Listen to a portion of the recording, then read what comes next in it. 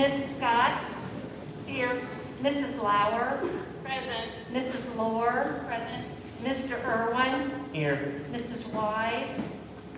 Dr. Powers? Here. Mrs. Killian? Thank you. This evening we are gathered for a listening session, and as always, we keep in mind the civility of listening to each other speak.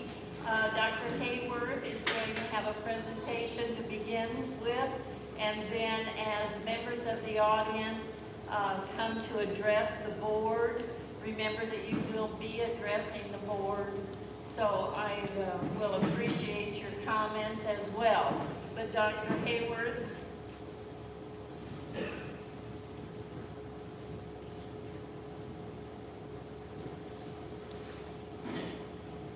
Good evening, everyone. Thank you for being here tonight. I think I told my team it would be a sad night for me if we were not here. From a southern Indiana town called Paoli, Indiana. I went to a troop elementary school. And I would be there in a heartbeat if someone was taking away my elementary school. I can appreciate why you're here, passion for why you're here. I want to talk about the strategic planning process that has really led us to this day. So I apologize, that's the best screen there. If you want to be focused over there on that screen.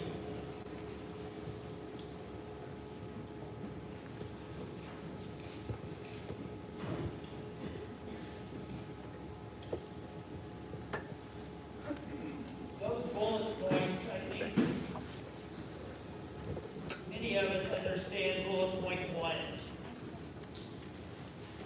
It's a hard fact for us to get used to, but Vigo County and Terre Haute is shrinking in terms of population. I read in the paper just a few months ago that we're under 50,000 for the first time since maybe before the Depression. Where it is hurting us the most are in those areas of 18 and 32-year-olds. I'd say it's hurting us, those are parents. Not only are we shrinking in terms of enrollment, what we're finding out is parents are having fewer children. So an issue that we are facing and we will continue to face is enrollment. How many of you went to school in Vigo County? How many of you are 1980s graduates of Vigo County? Well, then you understand that this district at that time had 18,000 students. Ran 21 elementaries. Today, I think our student count is going to go in February at 13,352. That's the decline in enrollment in just 1 or 2 short decades. Because of shrinking enrollment also means shrinking cash balance. When I think about where our cash balance has been over the last few years, in 2016, our district's cash balance was $34,036,000. In 2017, it was $29,605,000. In 2018, it was $23,460. In 2019, $16,239,000. 2018, it increased to $18 million. But it increased because we had to go to our community and ask for an operational referendum. And so in 2020, an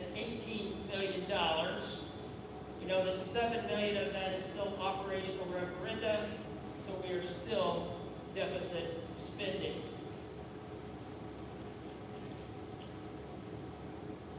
When we went to our taxpayers and spoke to the operational referenda, we made a promise. And a part of that promise was at the end of 7 years, that operational referenda would go away.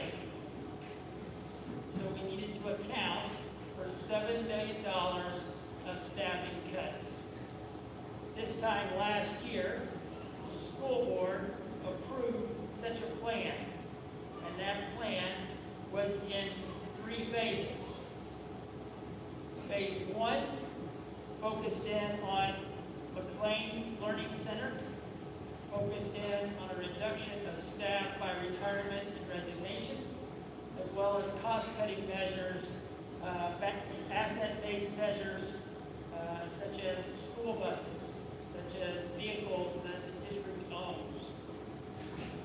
Phase 2 was the consolidation of Deming and the consolidation of West Vigo.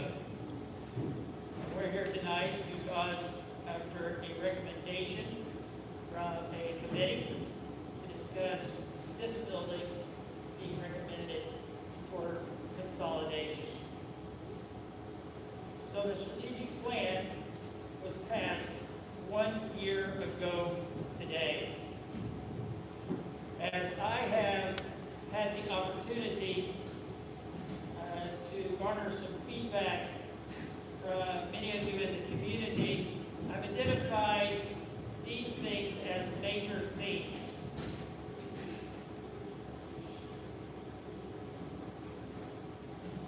I plan to speak to those major themes here tonight. First, enrollment. Student population at Meadows is decreasing with current enrollment. It has a current enrollment of 195 students for the 21-22 school year. In the 2021 school year, population at Meadows was 231. In 2019-20, the population was 372. And in 2018-19, the population was 268. The question was also brought up in regards to Davis Park and after-school programming. The students at Davis Park, similar to Fuquay, Sugar Grove, and Farrington Grove, have the opportunity to attend the Chances and Services of Youth program. The district provides a 21st century community learning grant center for Casey to hold those events.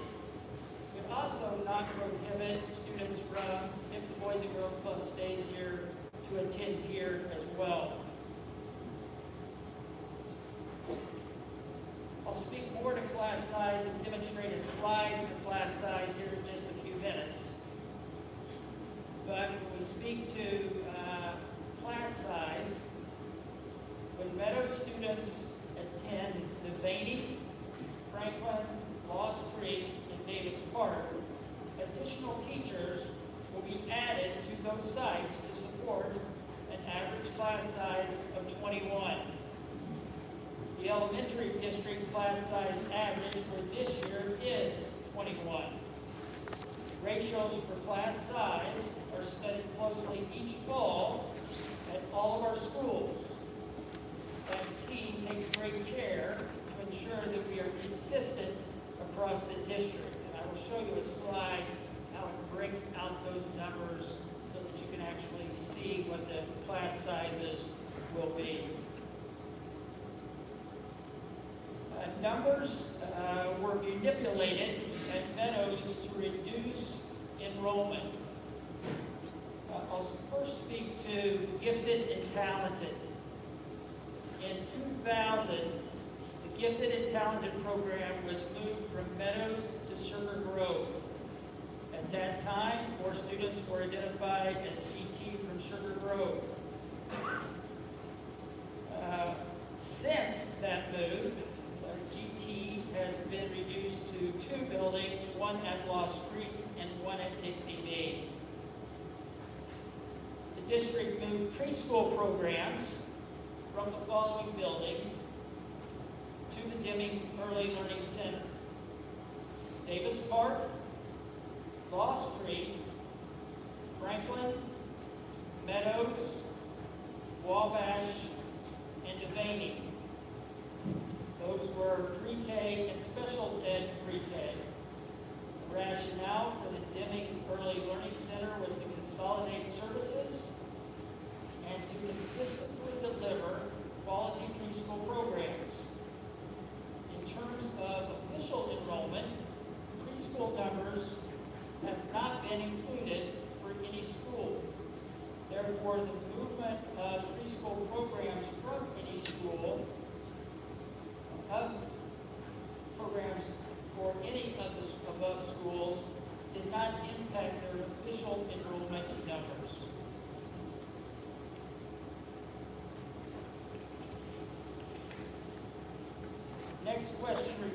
The next thing we heard was in regards to test scores. How will test scores compare with Meadows students attend other schools?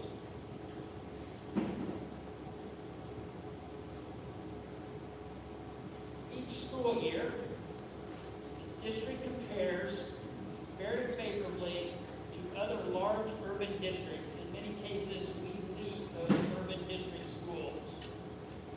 Elementary schools and elementary teachers follow the same pacing guides in each content area. Meadows students who move to the other schools will continue to receive the same curriculum and instruction as all the elementary students do across the district. Cost to renovate West Vigo E and convert to administration office. To date, the cost of improvements to the building, including outside work, is approximately $493,000.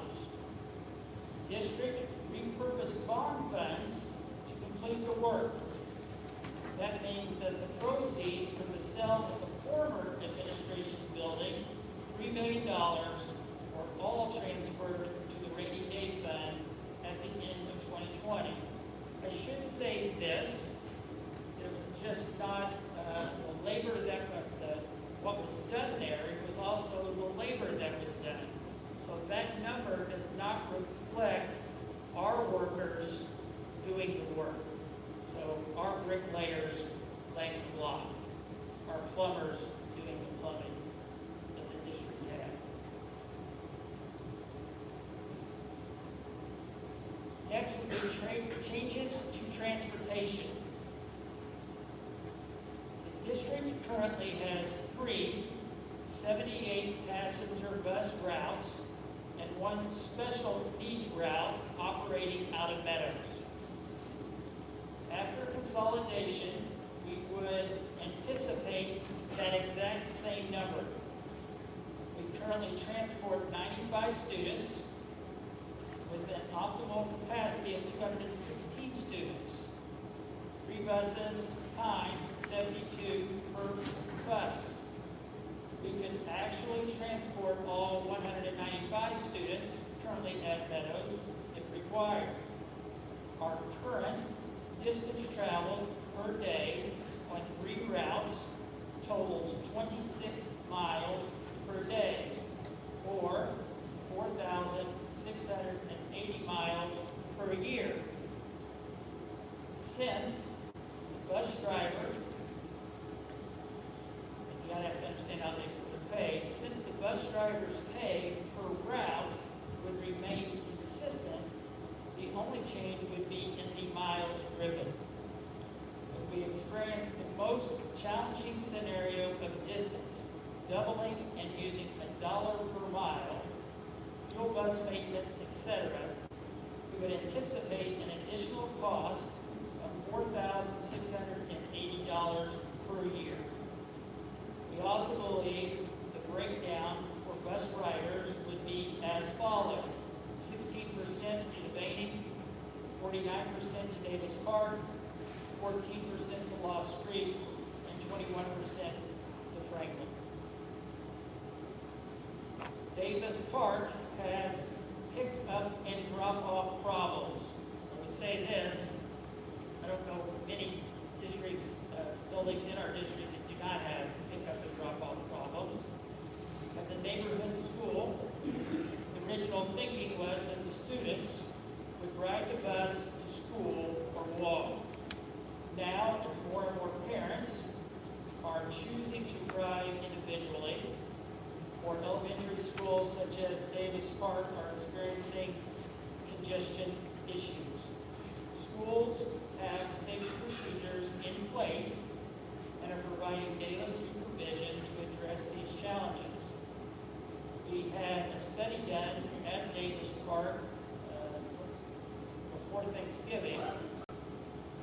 The time from dismissal until last car has cleared Poplar Street is 7 minutes, with the understanding that when students attend Davis Park for the next school year, it will still be 100 students short of its all-time high.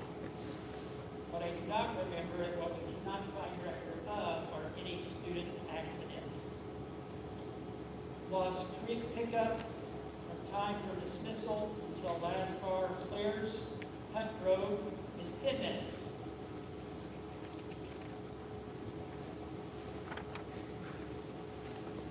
Dixie B pickup, time from dismissal until last car clears Jessica Drive, 11 minutes. Time until the last pickup, 15 minutes. This next slide, and try to make it small on purpose, what it truly demonstrates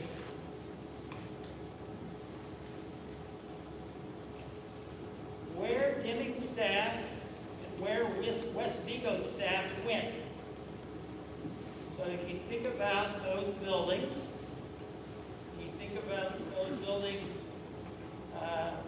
being consolidated, where do the teachers go? Well, some of the teachers at Deming follow their students to Wabash, follow their students to Franklin. At West Vigo, some of the teachers follow their students to Fayette.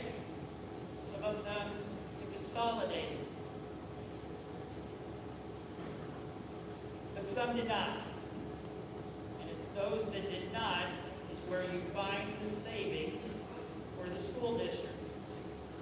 So we believe the cost savings to staffing at Deming is $1,159,611.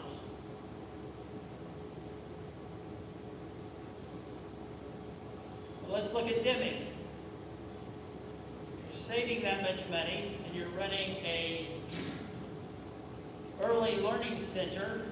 Surely that impacts the cost savings in some way.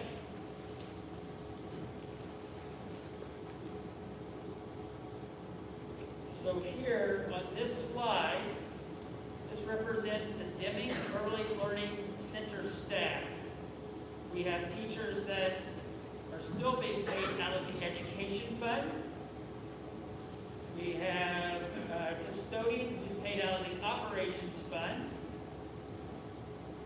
We have a principal, 11 certified teachers, secretaries, and educational assistants paid out of title funds.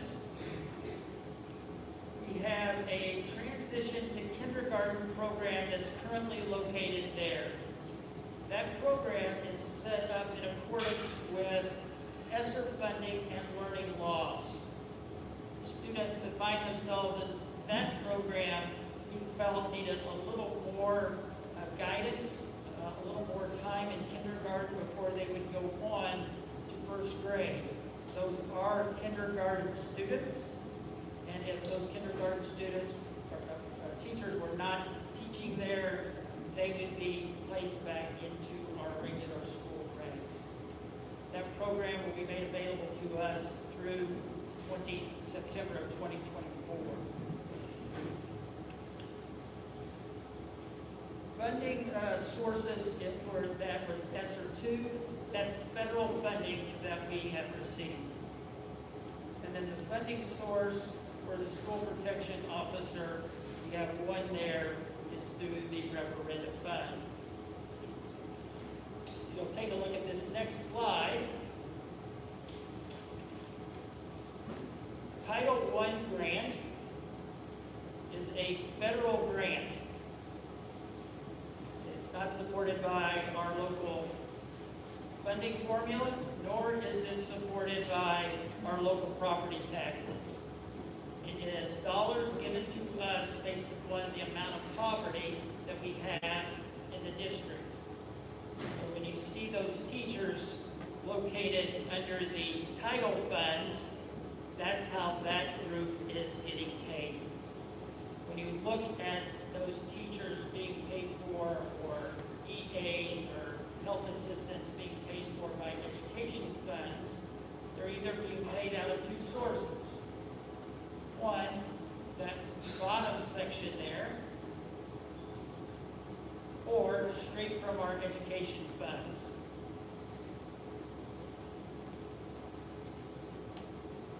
There's been a lot of discussion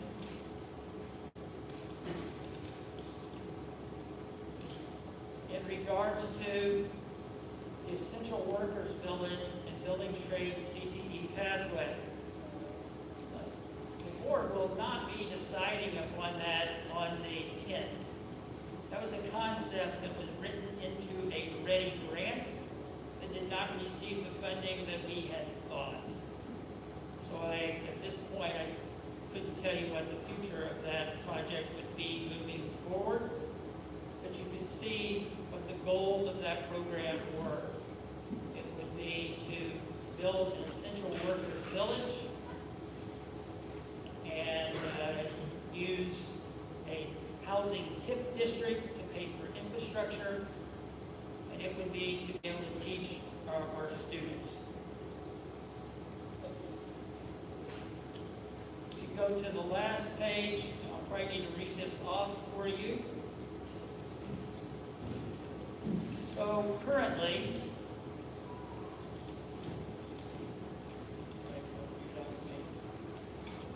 if we think about kindergarten students in our current format, we anticipate a teacher-student ratio, one teacher to 19 students. Under that consolidation, Davis Park, debating Franklin, Lost Creek, we anticipate that it's staying at 8, to drop to 18 students. When you look at first grade, you see that at a total of 17 student average. I'm sorry, I'm looking at that sheet wrong. Let's go back to first grade. 19.8 in first grade, kindergarten, and 18.8. Moving to first grade, 19.2 to 20.6. Moving to second grade, 19.1, moving to 19.8. Moving to third grade, 21.7 to 21.5. Moving to fourth grade, 22.8, moving to 25.3. moving to fifth grade, 23.6, moving to 22.7.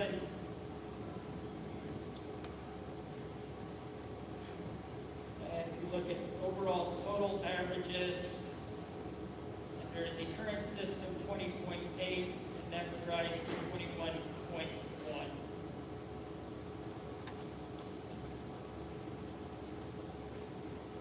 Board, that concludes my presentation. Okay, thank you. Thanks, Dr. Hayward. I hope that your presentation answered some of the questions that the audience has also. We did not have a sign-in for those that wish to speak this evening, but so please be cognizant of who will, be in front of you or who wants to stand to address the board through our podium here. If you would please state your name clearly, and if you are a resident of Vigo County, and perhaps your home address, if you would like. Just keep in mind that it is a listening session. It is not a conversation, so don't ask questions that we can't answer at this time. And we will have, with the numbers that we are anticipating this evening, we will have our 3-minute designated time period. So whoever would like to address the board first? I'd like to make a clarification first. I just asked Dr. Hayward if he agreed. Tomorrow we will take his presentation and post it so that those of you that could not see the numbers will post that so you can see those numbers in the presentation that you just gave. I know some of it was hard to read for me here, but I had it in front of me. And I know some of you are farther away, so we will get that posted so that you can see those numbers. And I'll be timekeeper as usual. So the 3 minutes, and I will not start the time until after you identify yourself. And Dr. Gover, will you please specify as to where they can find this online? Yes, we'll put it directly on our website, and we'll have attention drawn to it on the home page. All right. Come on up.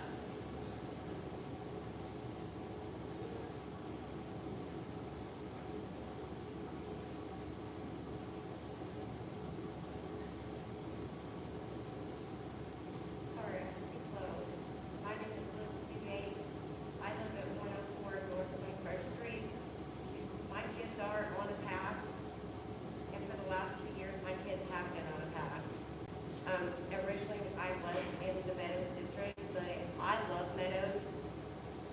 My kids are very, very heartbroken, especially my daughter, who has special needs. What else? Or either Mr. Loudville. I think it was this year. I'm sorry.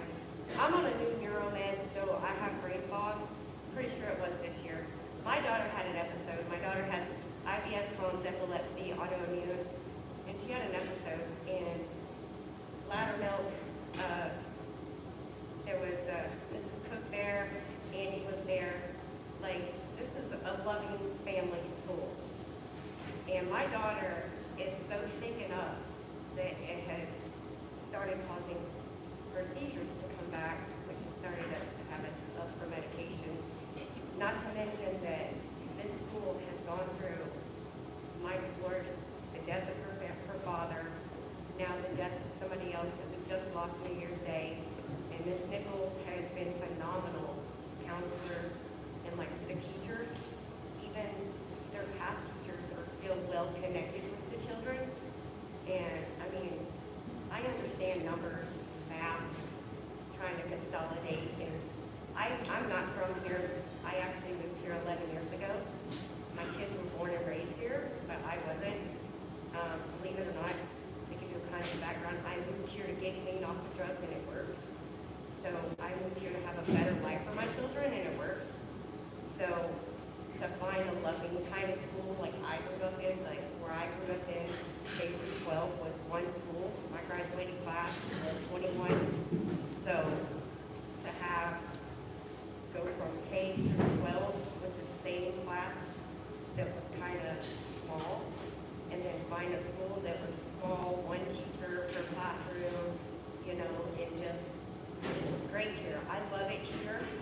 mean, the connections of, I can, whenever we lost Jim on New Year's Day, it was 11:30 at night before I could regroup myself. I'm emailing Mrs. Cook in the middle of the night to inform her on Sunday evening that, hey, this is what's happening. 30 My seconds. kids will be there.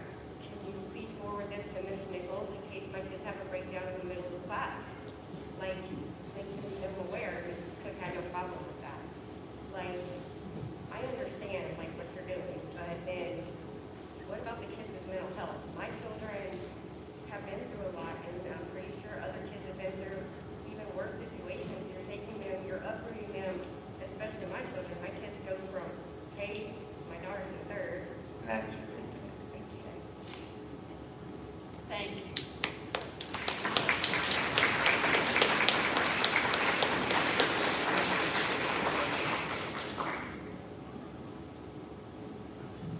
Hi, I am Callan Watson.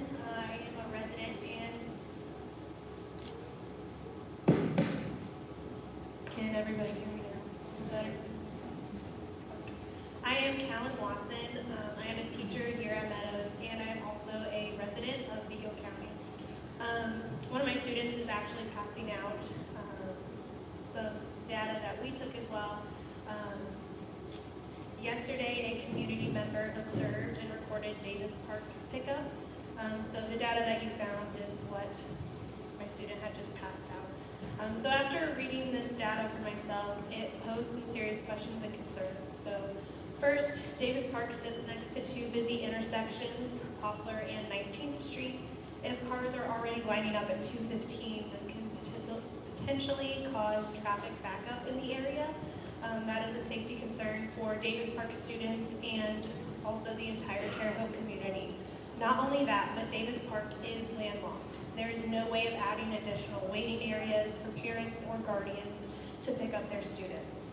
Adding additional students will compound this traffic.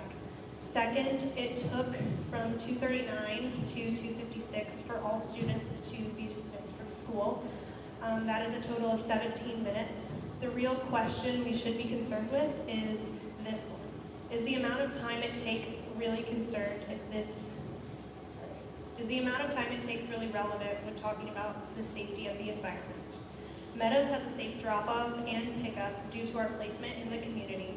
We have a long drive that allows for lines to form, and this does not interfere with the traffic of Brown Avenue. We have a crossing guard, a crossing walk, and a crossing light that is turned from yellow to red when students are crossing the street to their neighborhood school. This stops the flow of traffic to allow for a safe crossing. Also, Meadows has not had anyone hit during drop-off or pickup. Before making your final decision, I have to ask if you, our school board, have walked the schools that have already consolidated. I urge you, as I urged you in my December 13th speech, to walk the schools of Lost Creek, Franklin, Devaney, and Davis Park. The classrooms and hallways our students will be spending the remaining elementary school years. If not, you have only 3 school days to take this opportunity. See the everyday situation our students, teachers, faculty, and staff are in. It is one thing to see numbers on a sheet of paper, and it is another to see students in the classroom, 30 seconds. cafeteria, and the special setting. I strongly urge you to vote no on the closure and repurposing of Meadows Elementary School. Thank you.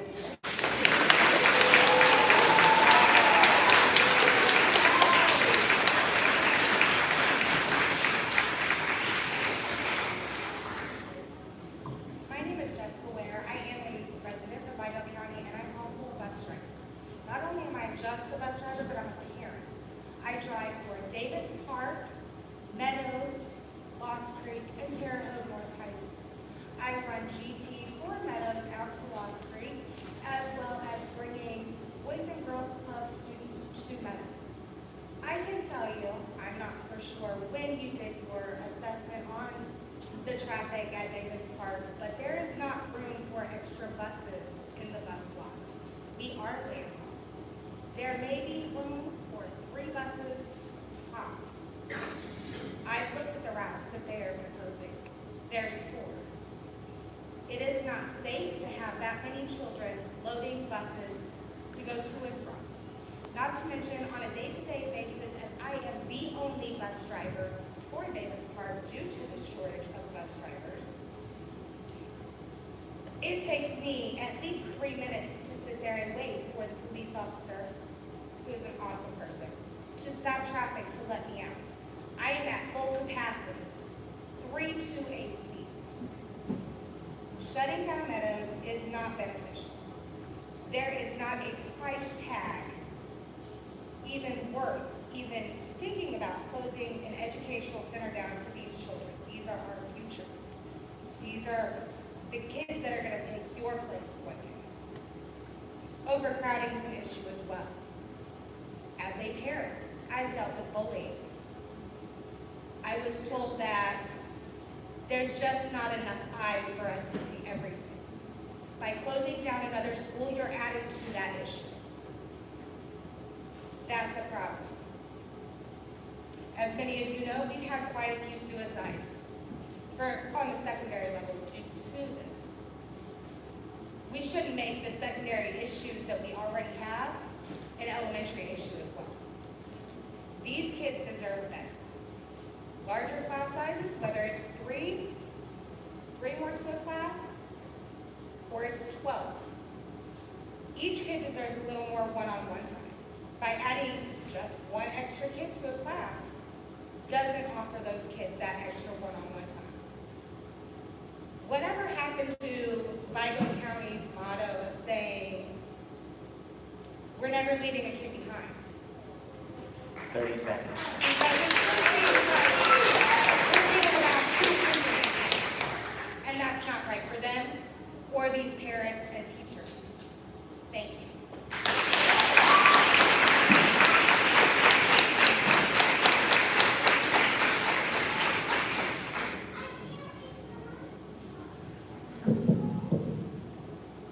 Good afternoon. My name is Alexandra Nichols. I'm the school counselor at Meadows Elementary School. Previously, at the December 10th meeting, I had presented data regarding the traumatic experiences shared by our students and the significantly high needs that come with having those experiences. The amount of DCS reports made by only me alone has increased from 40 to almost 50 since we had last met. 28% of my students confided in me that they do not feel safe at home while conducting the state-mandated MBF Child Safety Matters lessons.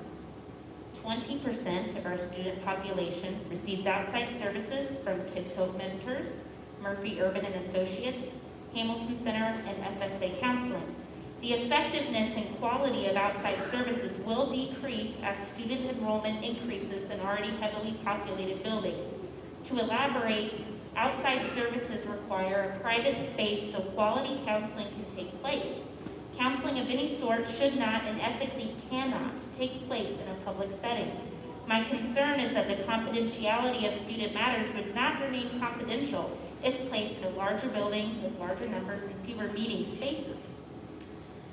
A conference room style or hallway setting is not ethically sound for school counselors and outside therapy providers, which fortunately we have many of. It violates HIPAA. It's my belief that counseling in these settings would decrease the rate of students who would come forward about their most personal traumatic experiences. And would any of us be willing to talk about our most personal experiences in a room with consistent in and out shuffle? I sure wouldn't. Moving Meadows students to other full buildings with students who also receive services will impact their mental health negatively. Weekly sessions could be reduced to bi-weekly sessions due to less spaces that take HIPAA into account. It should also be mentioned that students are not pulled for counseling during their core subjects, so there would be an increased number of students with high needs and only a couple time slots available to work with. This will greatly impact the mental health of too many of my students to stay silent. Will my students be able to keep their services maintained in an area that takes their privacy into consideration? This is part of my ethical duty in advocating for all students, which I take very seriously. Closing Meadows will negatively impact students' mental health and will inevitably reduce the quality of services which we are fortunate enough to be able to provide them. Let's continue making strides in supporting students in their mental health. 30 seconds. Please vote no to closing Meadows Elementary School so our Meadowlarks can continue to soar academically, socially, and emotionally. Thank you.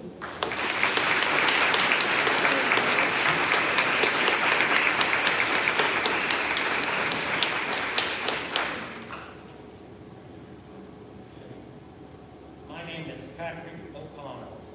I have been working at Meadows for approximately 30 years. I started as a farming custodian for 6 years, and they asked me to come back when I retired to Meadows to do recess. I've been on the playground for 20 years. I have learned, I have loved these kids, I do anything for these kids, and they're just like my own, which are grown and grandkids that I have. I ask the board to reconsider about closing this school. Thank you for the time to speak and listening.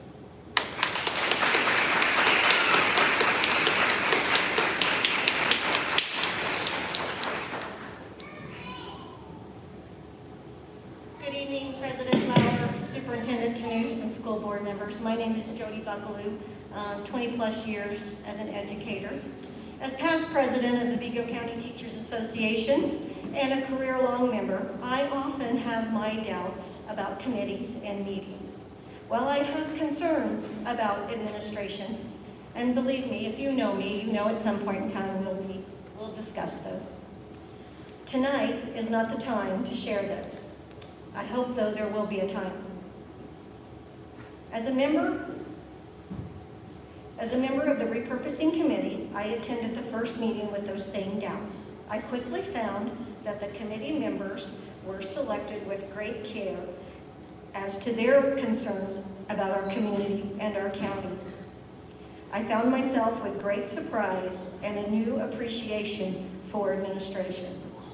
Questions were answered and information was detailed, transparent, with no emphasis on anyone's agenda other than the strategic planning committee.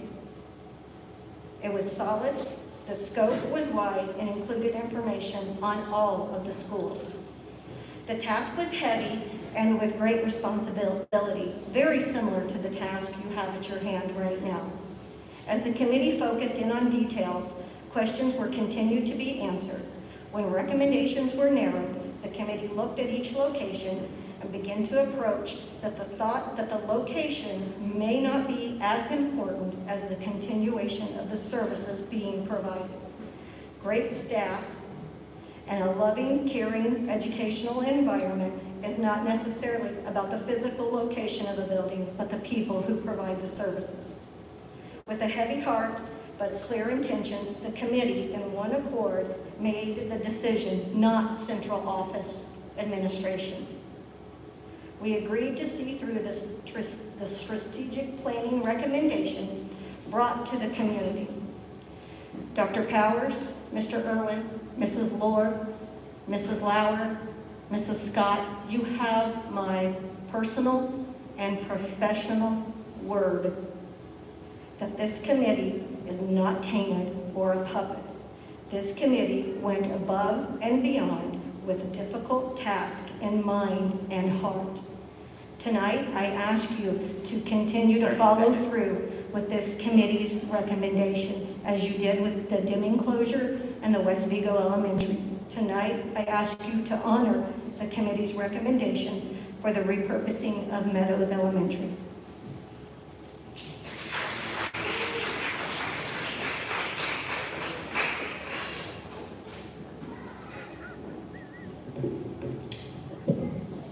Good evening. My name is Adam Munoz. Tonight, I'm here as a current and a resident of neighboring Edgewood Grove and a concerned taxpayer. My main question that I am raising to the board tonight is, when is it enough?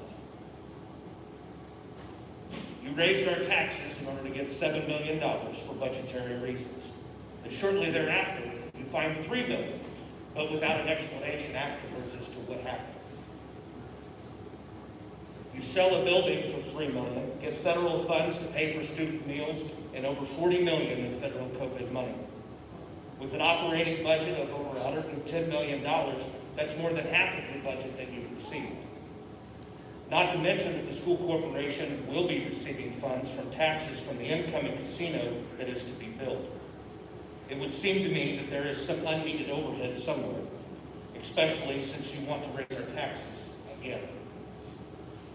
I have questions. We all have questions. But every time that they are asked, they are ignored. Transparency is all that we have asked for. But unfortunately, the word transparency and this board have never been synonymous. At what point will this board start representing the taxpayers, and more importantly, the students? At what point will transparency happen? This board is not to be a rubber stamp for the school corporation. I would like to think that with the past corruption from the previous administration, that you would want to be more transparent. As a side note,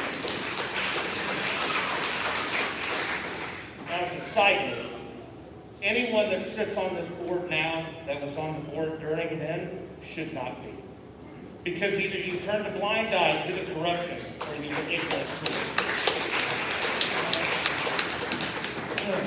This isn't just about this school. It's about what's next. You've closed 2 schools. Gotten rid of an administration building. Enough is enough. I hope that listening to the citizens tonight, that you will take that into account.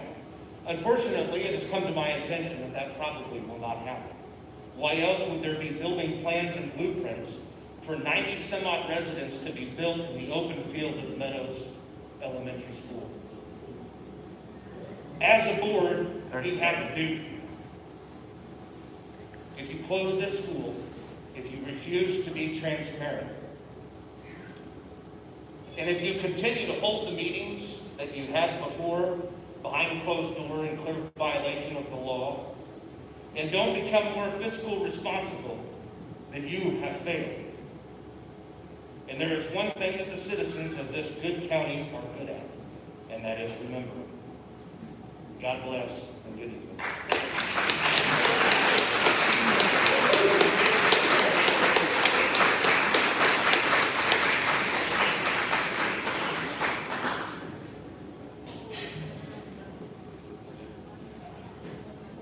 My name is Mousie.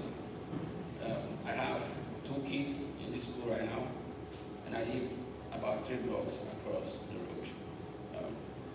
This year and the previous year has been very challenging for our kids. Moving from the online education and back to school has been very traumatizing for our kids. And I think this is not the right time to be putting more burden and stress on them. They have got to know the people and their friends, and now moving them to different schools is going to have a strong impact on their mental health. The previous speakers made very, very important points, and I'm talking about timing right now. Even if the school has to be consolidated, I think because of the COVID situation and issue of distancing, this timing is not the right time. It needs to be reconsidered, and our children need to be put ahead of any monetary consideration. Thank you.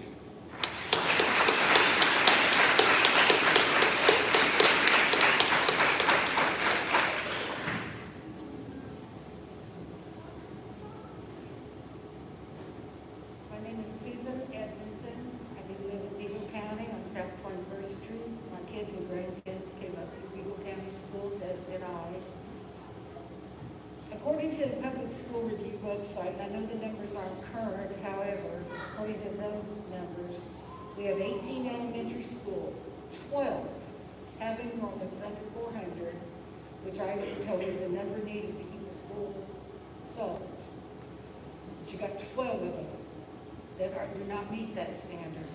You have 3 that have over 600 kids. You have 3 that have between 400 and 500. If you close Meadows, I don't see why the option couldn't be to redistrict instead and bring some of the kids from Lost Creek to Meadows. They need to reduce their population. Meadows needs to increase. They're only 5 miles apart, maybe 2, depending on which map application you look at. But they're not very far apart. There are problems with pickup and transport at Lost Creek. People are lined up on the highway. Someone waited an hour to pick up their child the other day. That's unacceptable. You've got other kids that you've got to pick up. You may have doctor appointments after school. You can't wait an hour to pick up your kid. If we could have made that different, and we could make it different by reducing over 600 kids at that school and bringing them just 100 or so here and balance it out more. I don't understand why Meadows was chosen to be closed when you've got 11 other schools that also don't meet the criteria. So that doesn't fly, that you're not making money here. You're not making money at 11 other grade schools either. So I don't know if you considered that option, but the option of redistricting and bringing some of the Lost Creek kids here seems to be a better option, and then you can keep this school open. We need neighborhood schools. It's what goes into home buying decisions. We need the green space out there. We're losing green space on the east side of town. We need to keep this area green. We don't need buildings on it.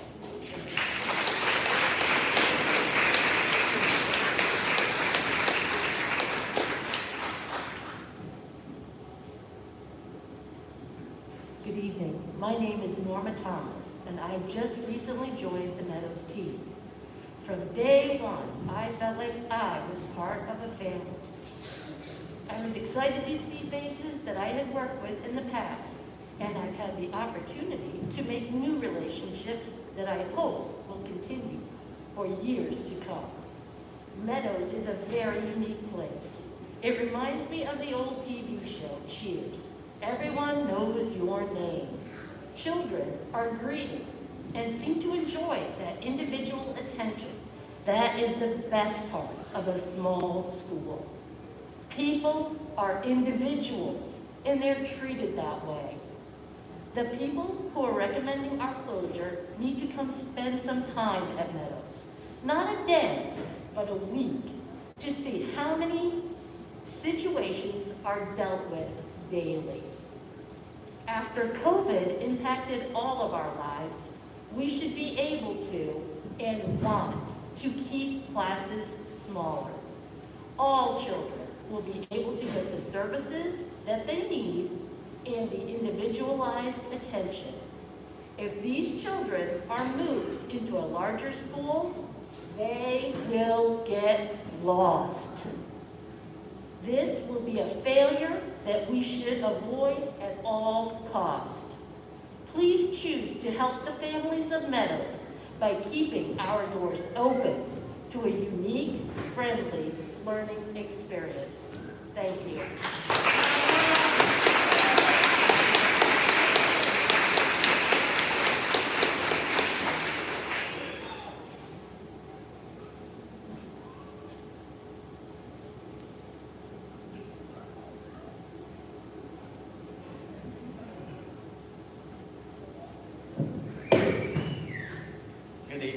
Good evening. My name's Kevin Barr. I live in Edgewood Grove. I went to Meadows School many moons ago from kindergarten to 6th grade. My first hope is that the board will vote to keep Meadows School open as it's currently configured K through 5 and Boys and Girls Club. We've seen no proof that closing Meadows and repurposing it saves any money, not in staff, not in ongoing maintenance, not in any category, and there's even the added cost of remodeling for repurposing. Our highest priority should be the best education possible, a safe environment, and being financially responsible. Packing more students together at fewer schools, especially in the face of COVID, is not safe and not wise. My second hope is, if we must repurpose a grade school building, then let it be Davis Park. Davis Park is the worst location for small children, given the heavy traffic on Walnut, 19th Street, and Poplar. Let the younger children go to Meadows, K through 5, where they can be delivered and picked up safely. Per the fire code and the fire marshal, a one-story building like Meadows is safer for younger children than Davis Park, as the youngest children are not allowed to go on the second floor of Davis Park per the fire code. Again, Meadows is safer as a one-story building. Sending more students to Davis Park from Meadows will only exacerbate pick-up and drop-off traffic problem.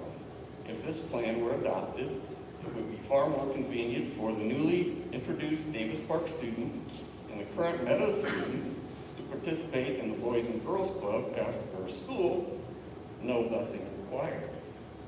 If you must repurpose, then put the repurposed older student programs in Davis Park.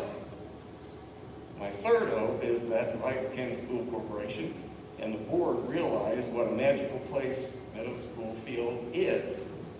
I would hope that the Vigo County Schools and the city of Terre Haute could work together to find a location in Terre Haute where the vocational construction trades can build and recover their investment, make a positive difference in the city, and at the same time retain the magical Meadows School Field as it is.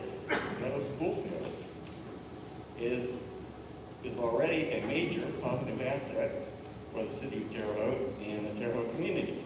30 seconds. I grew up in Meadows subdivision. On nice days, I walked through the neighbor's yard, across the field, and to grade school, kindergarten through 6th. Growing up, the kids in the neighborhood in Edgewood Grove would fly kites, play basketball, baseball, football, play playground equipment, would swing on the swings, shoot rockets into the sky, and watch them float to earth on a parachute, and marvel at the many species of butterflies that are found in the field. The field is a magical time. Thank you. The field is a magical place. Where else can you do such marvelous things? I talked with the city, people in the city. Your time They is up. are We want willing- everybody to have an opportunity to speak. Thank you. They are willing to help. I'm under the impression that the Vigo County School Corporation has not approached the city. I would ask the Vigo County School Corporation to put more effort into finding a suitable location that will work. Thank you, Mr. Barr. Thank you. Thank you.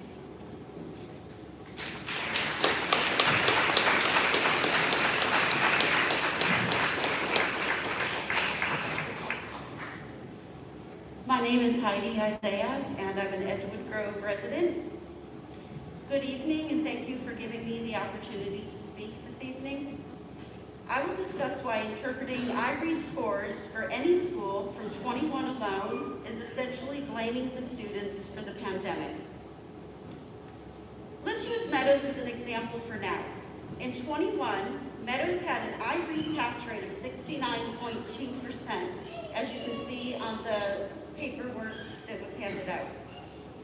And there was no testing in 20 because of the pandemic. Let's look at the pre-pandemic pass rates. Meadows in 18 and 19 respectively had pass rates of 81.3% and 95%, clearly an upward trend in time pre-pandemic. Now let's move away from Meadows. With the exception of one school on that list, the rest of the elementary schools in the corporation, 16 of them, because we've already discussed Meadows, had lower iRead pass rates in 21. The difference column is negative to the far right side. The exceptions increase in yellow on your page is small enough that it may not be statistically different from 0. In other words, they tread water, but managed a small bump. A quick boots on the ground insight as to why this might be. The children that were tested in 21, this is the last 3 months of their second grade year. They returned to their third grade year on an AD schedule. The remainder of that year was spent intermittently with remote learning and in-person instruction. A sizable burden for the students' work environment fell on their households. And it seems, even though with those stable environments, At home, those stable environments had near double-digit decreases in the pass rate for the whole corporation, if you look at those in orange on your paper. So at Meadows, we demonstrated a track record of success at the most fundamental subject, reading, only to be disrupted, just like all the other schools, by the pandemic.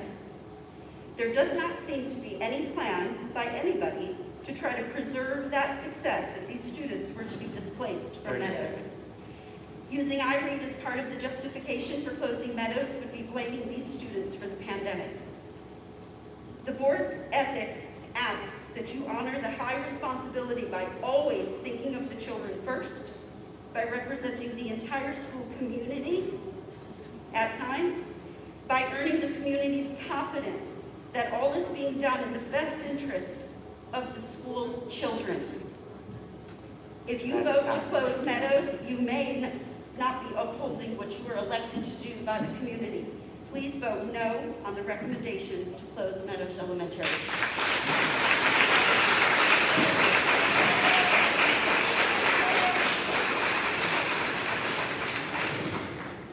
Good evening, my name is Izzy Pinkston and I'm a teacher here at Meadows. Thank you for the opportunity to speak. I would like to address the topic of having more than 5 classes per grade level.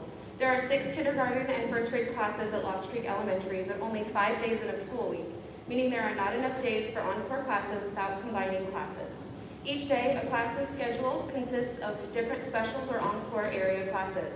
If there is only 1 teacher per special class at each school and more than 5 classes per grade level, how do these students see each special once a week? Encore teachers are seeing a class and a half to make sure each student is receiving instruction from each special area teacher. Is that fair to the students? This is concerning because of the current pandemic we are in. Students are required to sit according to seating charts in most, if not all, rooms in the building for contact tracing purposes, yet students are being displaced from their classes into other classes to make sure they receive direct instruction from teachers that they only see once a week. Students are also not able to social distance appropriately at lunch because of the amount of children compared to the square footage available.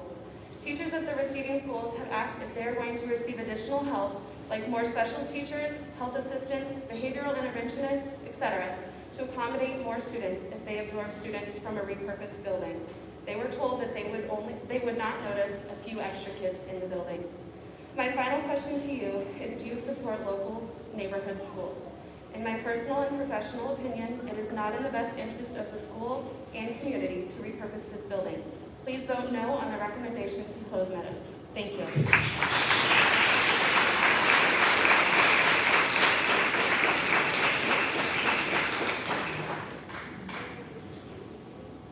Good evening. My name is Lindsay Popinski. First, I would like to say that I am not speaking on behalf of or representing the Terre Haute Boys and Girls Club. I am speaking from my own experiences. On Wednesday, April 28, 2021, 3 faculty members, including myself and an administrators, traveled to Elkhart to tour the Boys and Girls Club partnership with Beardsley Elementary School. The principal at Beardsley, Mrs. Priller, told us that their enrollment grew by approximately 200 students once they were established. We would or could have seen the same increase in enrollment if rumors of our school closing hadn't hindered the partnership. The Beardsley Elementary population has a similar demographic to ours at Meadows. This is the population that the Boys and Girls Club is intended to serve. We learned about how beneficial their partnership was for their students. They worked as a team in order to support their students. We are currently growing this partnership in our own building. Students in our building have created strong relationships with some of the Boys and Girls Club employees. At Beardsley, they talked about their constant communication with each other about students in the club. They were able to work together to cultivate a team approach to enable students to be successful.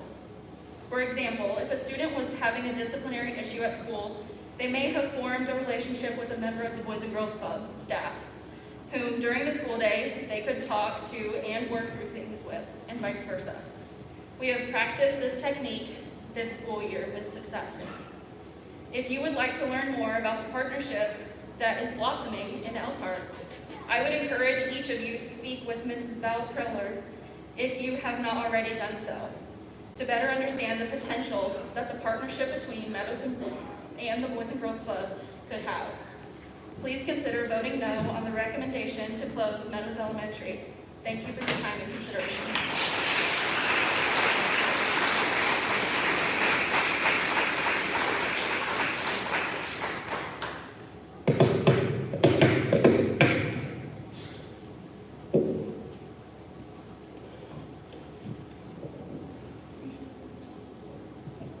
Hi, my name is Trinity Tana, and why I think you should not shut down Meadows Elementary School is because the teachers there are kind and they don't even try to yell at us. They are the nicest teachers I ever met. Mr. Chambers, the second grader's teacher, I know that I wasn't in his class last year, but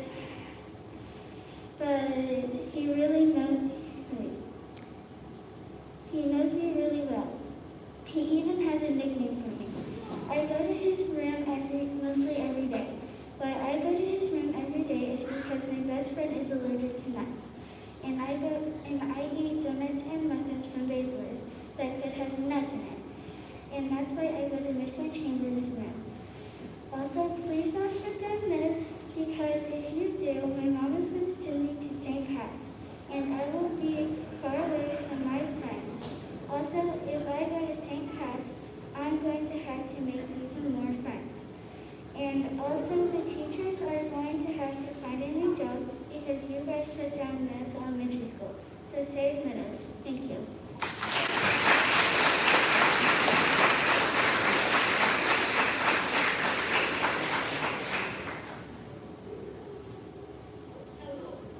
Hello, my name is Mousie, and the reason you shouldn't shut down Meadows Elementary is because every teacher is extremely kind, and as soon as you walk into the classroom, everybody is reading you, and I've known Miss Sutliff, Miss Kopinski, and lots of other great teachers. Yeah, thanks. And that's basically all.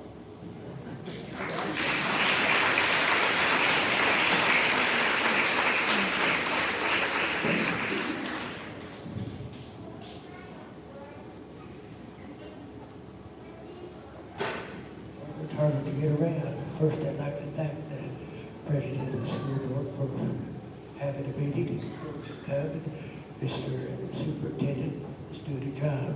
I'm not from the Meadows, but I've got kids in school and have been in school for quite a while. I'm nearly 80 now, going on.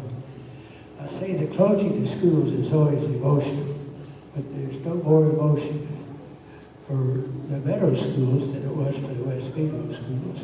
Parents over there are getting along a lot better and can see more opportunities at West Vigo than what they had at the elementary schools and where they was.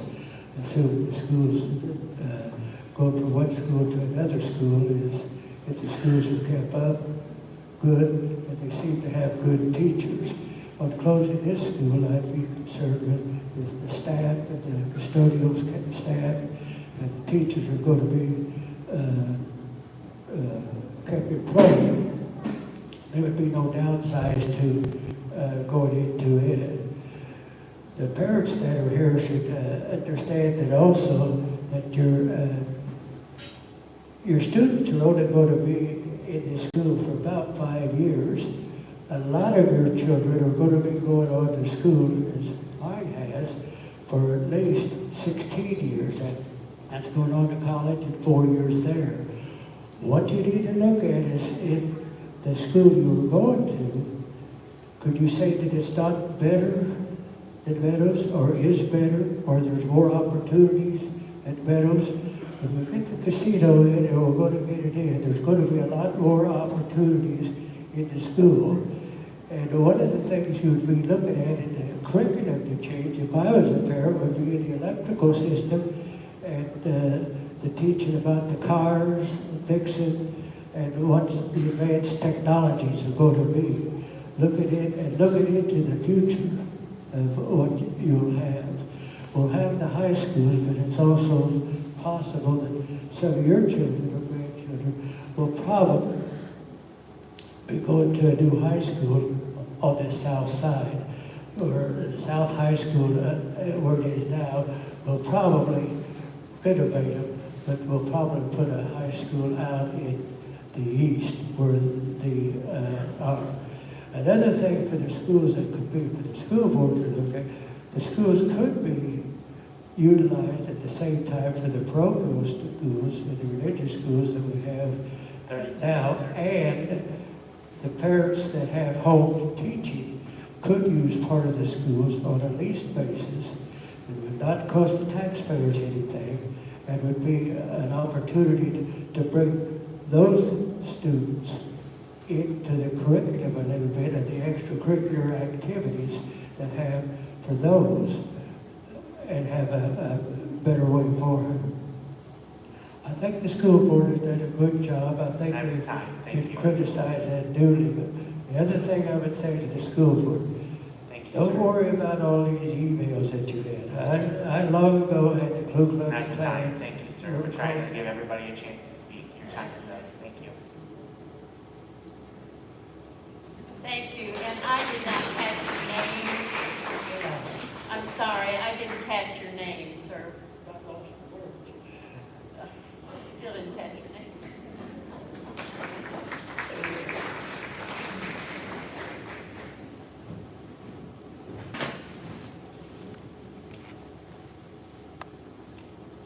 My name is Lisandro Trejo. I am a 5th grader at Meadows.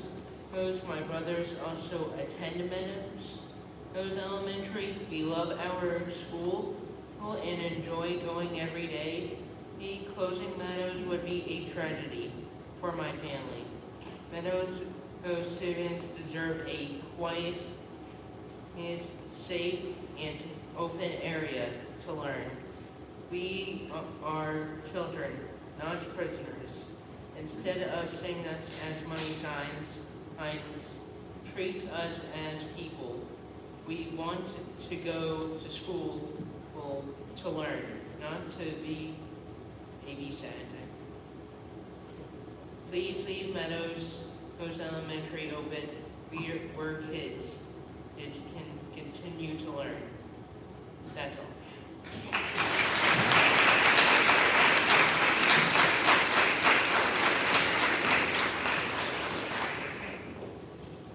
My name is Angela Tanner.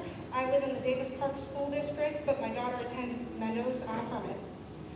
I'd like to start by reading the last 2 goals from the Vigo County School Corporation Board operational goals. Number 4, to maintain effective communication with the public the board serves and with the staff and students in order to maintain awareness of attitudes, opinions, desires, and ideas. Number 5, to conduct board business openly, soliciting and encouraging broad-based involvement in the board's decision-making process by public, students, and staff. I feel the public as a whole, but particularly our board members, need to be reminded of those 2 things as you sit here and take in the public comments tonight. The lack of transparency throughout the reorganization committee's process is appalling. As someone standing up here with over 20 years of accounting background, I am horrified that multiple requests for net savings from the closing of 2 schools last year has still not been presented. The numbers you presented are not net savings numbers. Those numbers are salaries cut, and that point is mute because you've already guaranteed everyone in this building a job within the corporation. In case you didn't know, net savings is the savings after subtracting depreciation on existing physical assets, and it's a key factor in determining long-term economic growth. I would think as a school corporation who keeps emphasizing that they are deficit spending, you would have a balance sheet readily available keeping track of this information. Requests for projected savings from closing Meadows have also been met with silence. Admin cost is significantly lower in our building, well under $100,000 according to public record. Teacher hires stay with student numbers, so it's a wash moving them from the building anyways. Yes, 40 teachers have taken retirement package offers by the school corporation, but that's elementary, middle, and high school positions of all types, not just elementary certified, there's no savings across the board from that, at least as far as Meadows is concerned. While the call for committee applications was made public, no input from the schools on who our representative would be was asked of us. Members of this committee were then sworn to secrecy so that our representative could not come back and talk to us and say, hey, this was discussed, what do you think? Do you have any ideas to take back? Then this administration made sure no formal minutes were taken, so we would never truly know what was discussed or presented in these meetings. There is clear protocol that should be followed, and this administration ignored it. I'd like to remind the elected board members here that most of you are new, and you're new for a reason. We're not going to go through the same things we went through before. We're not going to sit quietly by. I have elected 3. I made sure I elected the last ones off. I will continue to do that. I urge you to vote no on closing Meadows schools and ask this administration to sit back down and look at real cost-saving options. Things like trading down, sustainability, redrawing district lines, or in the cost of the referendum, look at cutting construction costs.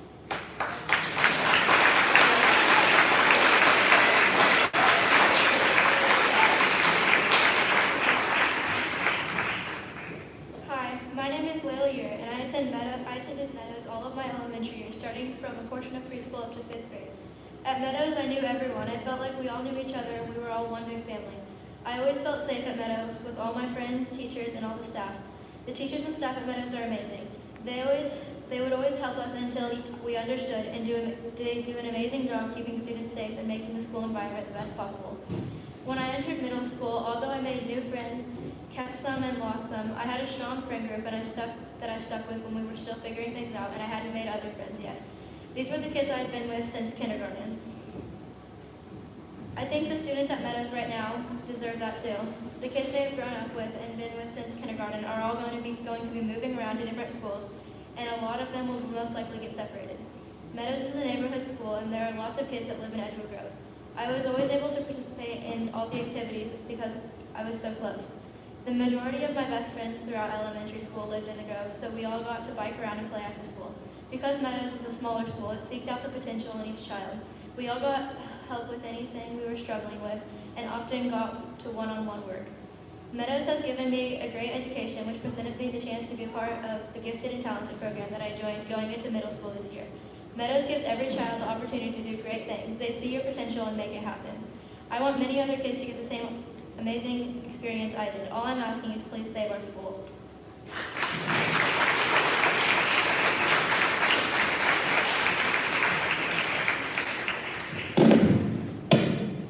My name is Aspen Kershaw, and I'm a 3rd grader at Meadows. It is an amazing school. I know all of the teachers really well, and they know me. They're all outstandingly nice. I could have gone to Lost Creek in a GT program, but I chose not to, so I could be with my friends and family. Now we might get separated because Meadows may shut down. That's why I'm here, to fight for Meadows. Another reason I came to Meadows is because I live right around the corner, and I love walking, especially on Christmas. My mom makes me walk even when it's snowing and raining, but I'm fine. My older brother Ethan used to go to Meadows, then he graduated to Woodrow Wilson. He's been getting straight A's because of Meadows. They taught him so well. The teachers have taught lots of other people very well. All the other kids in my class almost cried when they heard Meadows might close. They love their school and everybody in it.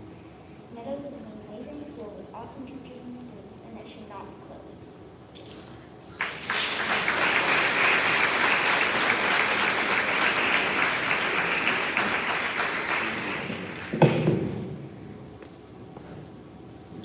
Thank you for this opportunity to speak tonight. My name is Dr. Jenny Miller, and I am a resident of Vigo County. I'm a parent of 2 children in Meadows Elementary, and I'm currently the president of the PTO here. We've heard the reasoning that current enrollment is down. Based on the numbers that Dr. Hayworth presented tonight for the past 4 years, we noticed a decrease in enrollment that began in 2020. We are all aware of what hit our community locally and globally during that time. During the global pandemic of COVID-19, families throughout the corporation opted for other means of elementary schooling. How can you use enrollment after the start of a pandemic as justification? It's nonsensical. What are enrollment numbers prior to 2018? The corporation continues to talk about right-sizing. and have only offered closing schools as a way to right size. What about redistricting to balance current and projected populations instead of closing schools? This seems like a great way to right size, so that underutilized schools could alleviate the overcrowding in other schools and help balance capacities. We've heard of overcrowded schools conducting classes on stages and auditoriums due to lack of classroom space, or having to combine classes, so increased density, for specials or encore classes, or having shorter lunch times to get everyone through the cafeteria. This is unacceptable. Enrollment is a fluid and malleable number that the administration has a lot of influence over. They set the elementary school boundary lines, they grant permits in and out of the district. Redistricting can be an incredibly beneficial approach to help balance capacities among schools, reduce overcrowding, and utilize the resources and buildings that already exist for the purpose of elementary education. I reviewed the Fanning-Howey Facilities Assessment and the McGibbon Demographic Study. In the Fanning-Howey Facilities Assessment, Meadows Elementary School is projected to have the fourth largest increase in enrollment of the 18 original elementary schools at a projected increase of 2.9% from 2019 to 2027. Board members, as you can see in the handout, this assessment shows that Meadows is one of only 5 of the original 18 elementary schools with a projected positive enrollment trend from 2019 to 2027. In Table 5 of the McGibbon Demographic Study, Meadows Elementary School is also projected to have the 4th largest increase in enrollment of the 18 original elementary schools at a projected increase of 2.4% from 2020 to 2030. Meadows was one of 7 of the original 18 elementary schools with a projected increase in enrollment from 2020 to 2030, of which 3 had a greater projected increase than Meadows and 3 had a smaller projected increase than Meadows. Board members, as you can see in the handout given to you, 3 of the 4 schools that would absorb Meadows students are also projected to have increased enrollments. So we are closing a school with a projected increase in enrollment to send students to other schools that also have projected increases in enrollment. How is this not going to lead to overcrowding? Finally, we are still navigating our way through a global pandemic with case numbers skyrocketing as we speak. How is increasing densities in school a good choice to make when COVID is still a major factor in the health of our community? Board members, you are elected to represent this community. I encourage you to do the right thing and vote no.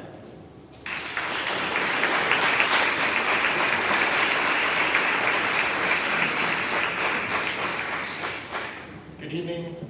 My name is Landon Berlin, and currently I'm a senior at Rose-Hulman Institute of Technology. At the end of November of this year, I will graduate from Rose-Hulman and commission as a newly second lieutenant within the United States Army as an infantry officer. And I asked the rhetorical question of how much is one child's future worth? And at their age, the answer for me was pretty much nothing.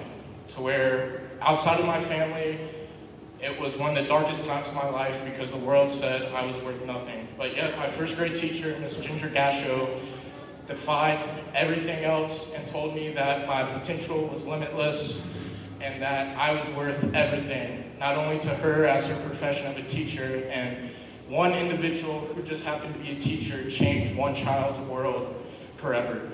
And so over the years, what I've learned at Rose-Hulman while being a civil engineering student is to maximize efficiency, but there's something more important than efficiency. It's those that we serve, not only as civil engineers, and not only as those as men and women within the United States military. The service to those that we owe it to is worth more than any money. And so at the time of my graduation, the military will put on approximately $250,000 in initial training through the RTC program on top of estimated $1 million worth of education at Rose-Hulman Institute of Technology. And so within the 2 codes that I've learned while my time at Rose is one, the Soldier's Creed. One of the lines says, "I will never leave a fallen comrade."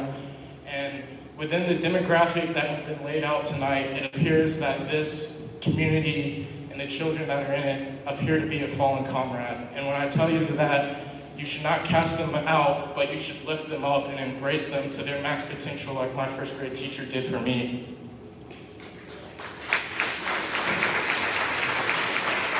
And the other code that I lived by for the last 4 years was the American Society of Civil Engineers, and under the Code of Ethics within the subgroup of society, it states that engineers first and foremost protect the health and safety and welfare of the public, and secondly enhance the quality of life for humanity. The closing of this elementary school, one, will not protect and put forth the welfare of this community, and two, it does not enhance the quality of the life for these children. I ask you today to give these teachers the opportunity that my first grade teacher had to change my life to where they can change these children's lives too. Thank you for your time.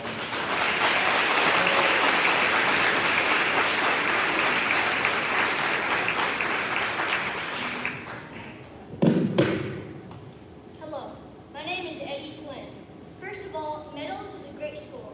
I feel safe here and have made so many memories with my friends along the way. Please do not shut this school down because all people have made memories here and memories in the future. Please do not shut down Meadows School. Me and my brother used to walk here to school, but if you close the school down, that won't happen. And now you're telling me it may not happen anymore, or will it? Save Meadows School. Thank you and have a great day.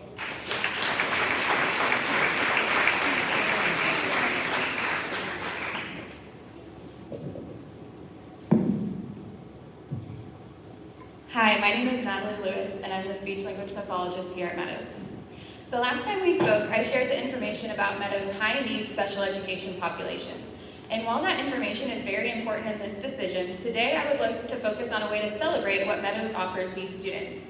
We have a sensory room here. It's a therapeutic space designed to provide personalized sensory input to students to help them calm and focus themselves to be prepared for learning and interaction in the school environment. These materials require an entire classroom to provide this support, and it is used daily by a large number of our students. Some students have designated times to go to the room for pre-planned breaks, others go when they are in a moment of sensory overload, and others go when they need heavy work activities that cannot be performed in their classroom. With the consolidation of schools, there is not going to be a space for the utilization of these high-quality materials in the way that they are currently used. An example of that is provided in the picture that is passed to you, which shows what the sensory room at Sugar Creek Consolidated looks like now. It is not a useful space, and it looks a lot more like a closet than a sensory room. Our students benefit from having choices of ways to get a calm and focused body. While I could speak about the magic of this sensory room for a long time, I don't have that luxury tonight. So instead, I would like to offer a personalized tour of this space here following the meeting. If you'd like to meet me at the door of the gym over there, at the conclusion of this meeting, I would be happy to give anyone who would like it a brief tour. I came tonight to talk more than sensory rooms. I also want to talk about the plan for right-sizing schools. In February 2020, the board approved a strategic plan to close 3 elementary schools. And at that time, it appeared to be a good plan. But it may be good to put that in some perspective. In my job working here at Meadows, I start every day with what I consider to be a really good plan. I'm going to come in and support 30 students with speech therapy, and we'll work on synonyms and comprehension and the S sound and many other things. And then I come into work, and a kid in my first group is crying because his dad was arrested last night. And then someone tells me something that I have to report to DCS immediately. And then I get called out to recess because the student on my caseload is at the top of the slide refusing to come down, and we just happen to have a really good relationship. And throughout the whole day, I reevaluate my plan and decide what is best for the students. And that almost always results in me changing my plan. You are now faced with a decision. Since the conception of this plan, our children have experienced learning loss, remote learning, and COVID, among other challenges. I hope that you will use these next 5 days to reevaluate this plan. Is this what is best for our students? For our community? Are you going to vote to change this plan, or are you going to leave our children up on that slide? Thank you.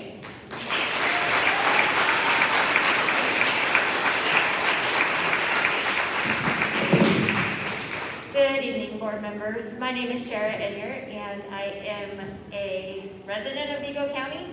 I'm a parent of children in Vigo County School Corporation. I'm also a teacher at Sugar Creek Consolidated Elementary. With that being said, I wanted to invite each and every one of you, and I've seen Mr. Irwin there, but each and every one of you to please come to our school. Come to our school and see what it's like after the consolidation. Come see the overcrowding. Come see that we have had not one closet, but 2 closets that are now occupied by special ed teachers. 2 special ed teachers to a closet at the same time. Now, I'm the media specialist. I teach every student in the school. I know I teach special ed students as well as general ed. To teach special ed students 2 different subjects in the same room at the same time is a totally unreasonable request. Not only that, we have lost many of our working facilities. For example, the last person mentioned the sensory room.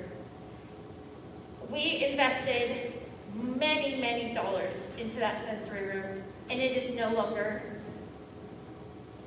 a usable space. It is now pushed in the corner of a closet. We lost our computer lab. That computer lab has not been turned into a working classroom space, but it is being used as a working classroom. The children have no cubbies. They have no hooks to hang their backpacks on. The overcrowding issue is so astronomical, I can't even begin to describe it to you, and I urge you to come and see. Come and see before you make this decision. Because I have heard many things tonight. I don't envy your decision, but please don't do it. Don't close Meadows the way you closed West Vigo and Denver. Don't do that. It has been the biggest challenge of my 18-year teaching career. I love my new students. I love my former students. I love the people I work with. But wow, this has been hard on top of a pandemic. Please, please come see us. Come see me, I'll give you a personal 30 seconds. I just want you to know what the outcome is going to be, what the effects are going to be of this decision before you make this decision. So please, come.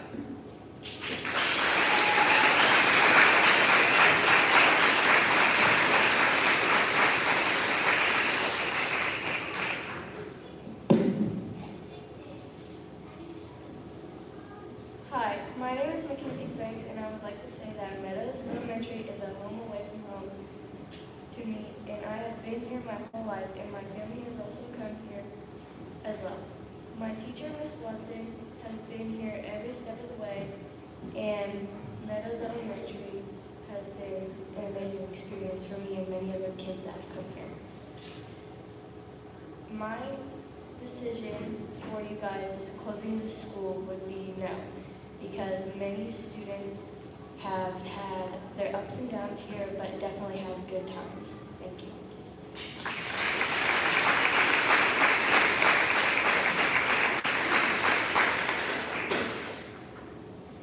My name is Finley Price. I'm a 3rd grader at Meadows. I'm here because I don't want Meadows to shut down.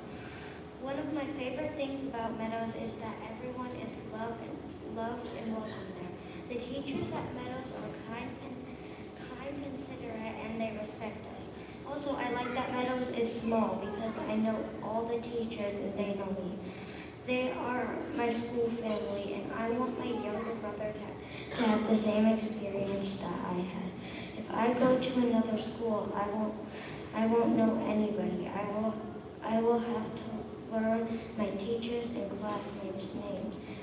Also, I will have to make friends all over again. I also go to the Boys and Girls Club for after-school camp. I love that it's in my school. It is super easy to get there, and if I left anything important in my classroom, I can just run down there and get it. But if I have to ride on a bus to the Boys and Girls Club, I cannot get what I need. I am also highly allergic to peanuts, and everyone at my school already knows and respects this. I have my own table that I sit at for lunch, and I can pick a friend to sit with me every day. I feel safe at Meadows. If I have to go to another school, it will take a while for people to acknowledge that I have a peanut allergy and respect it. There are a lot of houses near Meadows where people are able to walk to school. I love being able to walk to school and back home from school with my friends. Also, the fields are public, so anyone who wants to play golf, football, soccer, and many other activities can go to the field and play. I hope you vote no. Thank you for your time.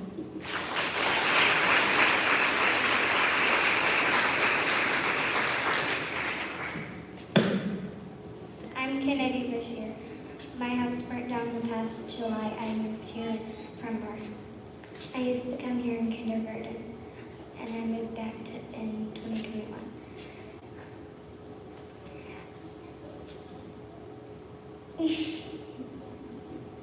I didn't really plan any of this.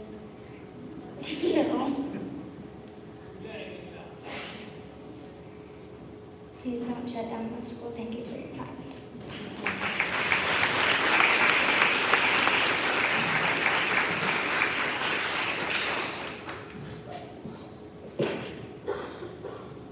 I don't know why you want to close the school, because this school is pretty much everything we have around here.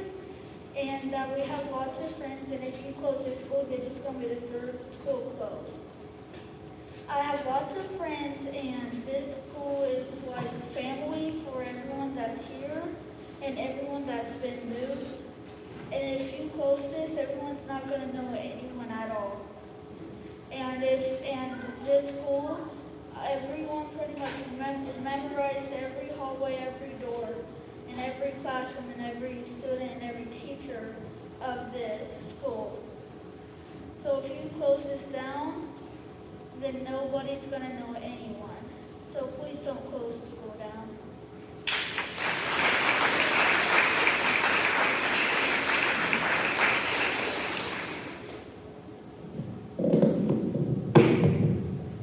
Hi, my name is Kyle Kershaw. I'm the proud parent of a current and former Meadows student, and I'm a civil engineering professor at Rose-Hulman.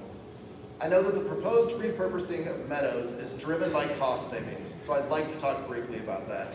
To me, it just doesn't add up. First of all, the public has yet to see detailed potential cost-saving numbers that are specific to Meadows. As we just saw, if I interpret it correctly, as we just saw on the screen, Deming had an income of $163,000. That certainly does not pay for all of the teachers in that building. So we cannot claim the savings that was said there if that is not paying for all those teachers.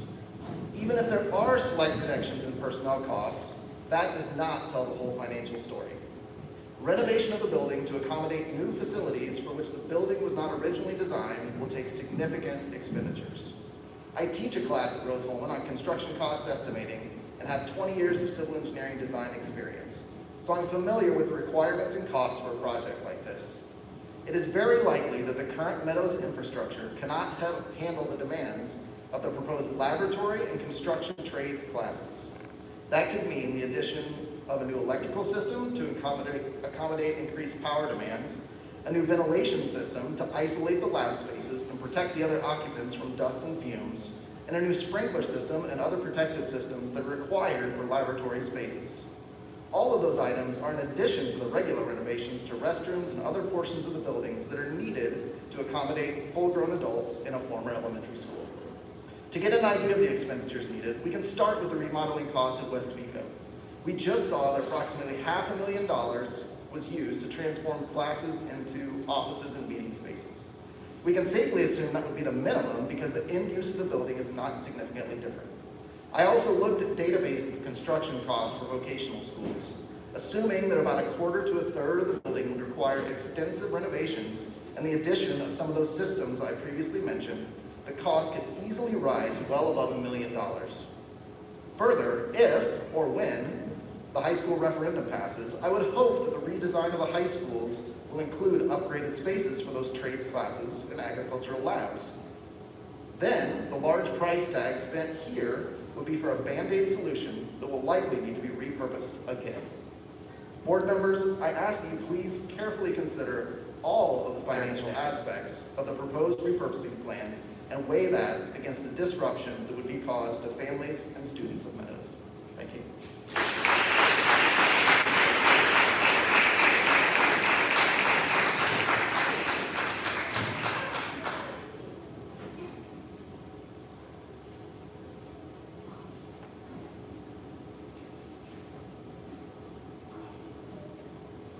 Hello, my name is Caitlin Traple. I have 3 children here at Meadows, 5 kids in total. I have my dad, his siblings, myself, my siblings, and now Lisandro started here when he was in 1st grade. He spent 2.5 years at an overcrowded school where he was hidden under tables. He couldn't speak full sentences, and I would get notes every day saying he was a problem, he was crying, I'd have to come get him. He's been here since. He's not went home one time, not one note sent. He's had Miss Lewis is a speech teacher, and he obviously can speak well now. He's been doing great. His siblings are in the special education program. All of them do well here, and all of his problems were caused from being in an overcrowded classroom. He also covers his ears when he gets upset, and from loud noises, from kids being next to him. And since being here, they've offered earplugs, they've offered all kinds of solutions to make him feel better, and now he doesn't have those issues. And it's just, the school's wonderful. The staff has been great to all of my kids. My kids are bilingual. Miss Garcia helps them. She's like a grandmother to them. They don't have Hispanic family here, and she has become like a grandmother to them. They love seeing her when they go on summer break. They miss her. Closing the school would be horrible for my family. I'll have 2 more children coming here, and I want them to experience the same thing that my other 3 children have gotten. The cost savings would be minimal.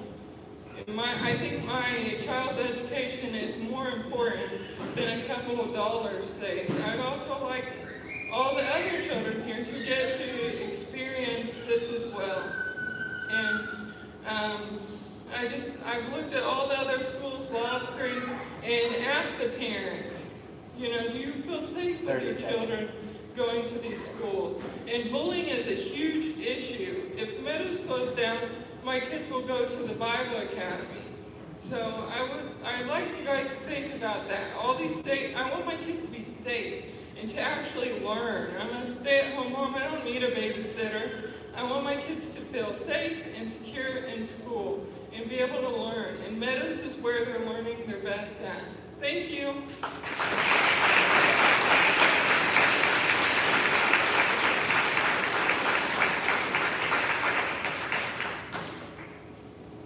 Good evening. My name is Ashley Bryan, and I live in Edgewood Grove.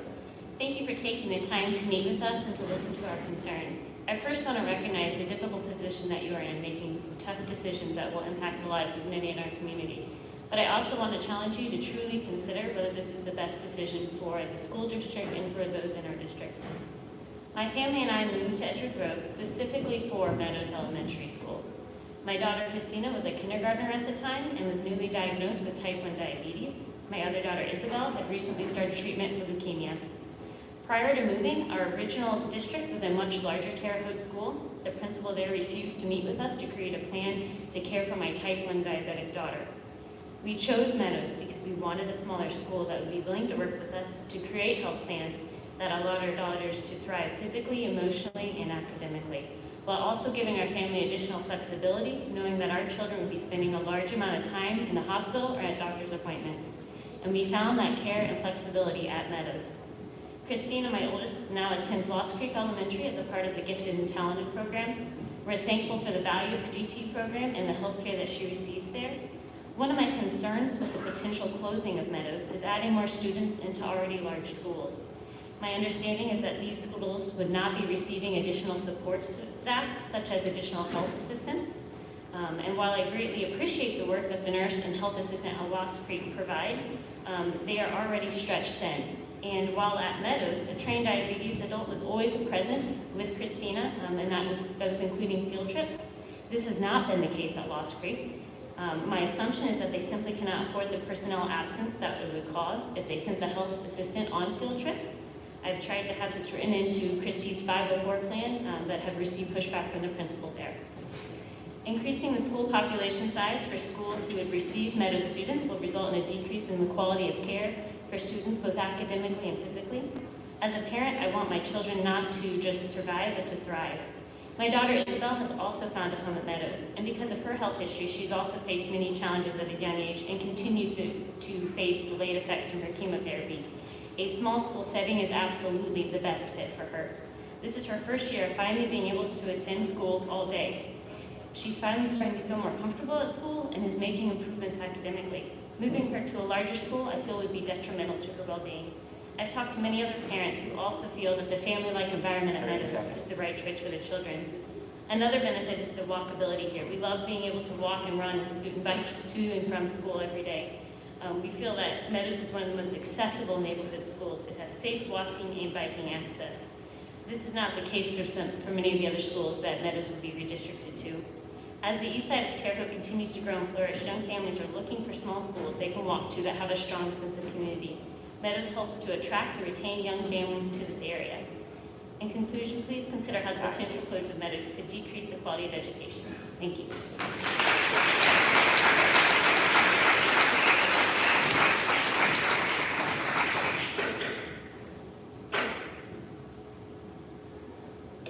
Hi, my name is James, and please do not close down the school because I have 5 siblings that go here, another one that will go here, and my whole family mostly went here, and the teachers are nice, and my friends are nice, and my mom likes this school, and I didn't like the other schools that we went to, and I like this one the most. And we have a lot of teachers that look out for us and make sure we're safe, and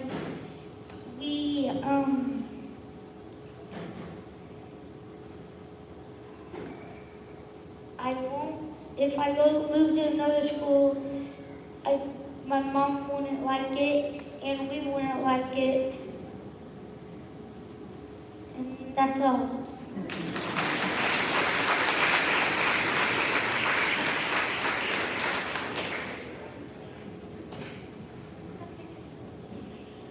My name is Jennifer Bauer.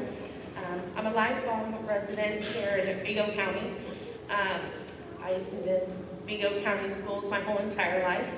Dixie V, Honey Creek, Terre Haute South. Moved away for college, came back, had kids. I have a blended family. I have 2 boys of my own and 3 stepsons, so 5 boys altogether. I'm a busy mom. I work in the community. I'm a busy professional. Most days, like most parents, it's just keeping your head above the water every single day, especially through the pandemic, with e-learning, etc. What I've learned, though, in having 5 boys is they all have different personalities. And each one of them has their own niche. And I never understood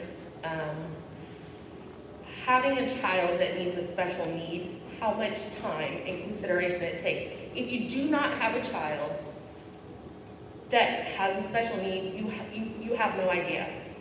Absolutely no idea. My 2 boys, cookie cutter kids, don't have to worry about them, my 2 older ones.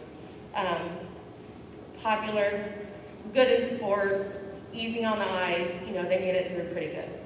Our youngest son, though, attends here at Meadows. We have struggled for many years. He has ADHD, he has ADD. Going to the doctor to get medicines regulated to regulate everything. From a pill to keep him going and focused in school to a pill to set him down to go to bed. To eating affects his behavior, everything. It's been a real struggle getting him leveled out. We went from struggling every single morning, screaming and yelling, going to school, through going through a pandemic with e-learning, 4 boys through e-learning, working 80 hours a week myself, to coming home to the screaming, yelling fits of having to sit down and do homework. But let me tell you, this year we're thrilled we have him leveled out. And it's taken several years to get him leveled out. He's got straight A's. Straight A's. And I'll tell you what, they know his name, they know my husband's name, they know my name. I've been to the other schools. My life experience in other schools has been great and wonderful. But this school here, if there's a kid that needs a special niche, that special place, Meadows Elementary is the school that student needs to be at. Thank you.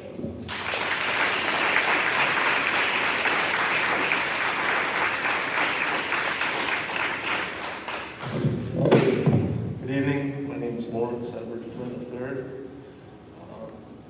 I'm on Brown Avenue right here, and thanks for the opportunity to talk real quick. All of us have worked hard. I don't know if everybody in this room is from the same neighborhood, but we've worked hard to get where we're at and to be good examples for our kids. And with that said, I'm sure all of you guys have done a prolonged, focused effort to get where you're at, addressing the board equally. And I get up at 3 o'clock every morning. You're gonna have to forgive me, I'm a little tired, okay? But I don't speak for everybody. I don't have a speech prepared or anything like that. And I heard that this was gonna go, we got the message, I think 48 hours ago on the telephone. Blanket message saying, hey, if you'd like to attend this.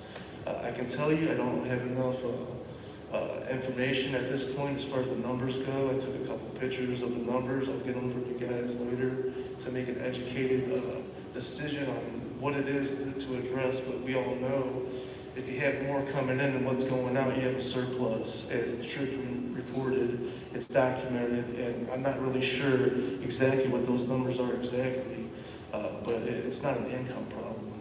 It's an outgoing problem, and I can't speak for that or everybody else, but I can tell you, I enjoy picking my kids up from school, you know.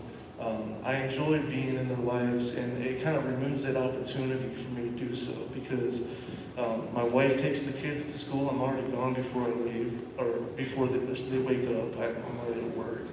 And by the time I get home, it's my obligation and duty to pick up the kids from school. So I pick up my kids, and then I go pick up my daughter, which would be the 3rd kid to attend Meadows, if it still stays open, if you guys deem that necessary. I'm just asking to give us a fair opportunity, because we want all of our kids to kind of stay together in the same neighborhood. It would force us to be dispersed amongst Terre Haute, to be commuting that much further. My wife has to be at work. She works for Vigo County School Corporation at 8 o'clock sharp. And we cannot drop off at this school here till 7:45, so that leaves her 15 minutes. So the very people that are making the rules and enforcing the rules are the very same people that I have to abide by the rules on the other side of the coin, if you know what I mean. So with that said, my daughter has to be at school at 7:30 in the morning. We drop her off first. We have to wait in line to get here. She drops them off at 7:45. And it just doesn't leave a whole lot of time in the mornings. It would change up our routine if we had to take them somewhere further away. So I just want to ask you guys, put that in perspective a little bit too. It's not always about the numbers, you know. So it's just an ongoing effort on everybody's part to kind of do all of our due diligences. And I'm not sure if I can comment on or ask the question directly. Am I allowed to do that right at this point? About the numbers specifically? There's no response from us, it's just comments. Okay. That's also your time. Thank you for your time.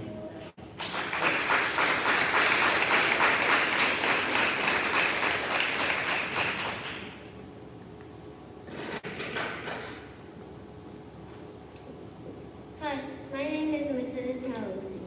I would like it if you don't close my mouth, because this school is amazing. And if I'm not going to this school, I'm not going to give up on keeping this school open.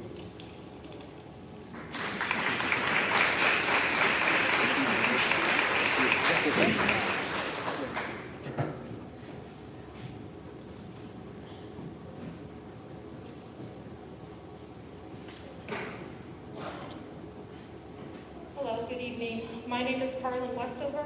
I live in Edgewood Grove and I'm a parent.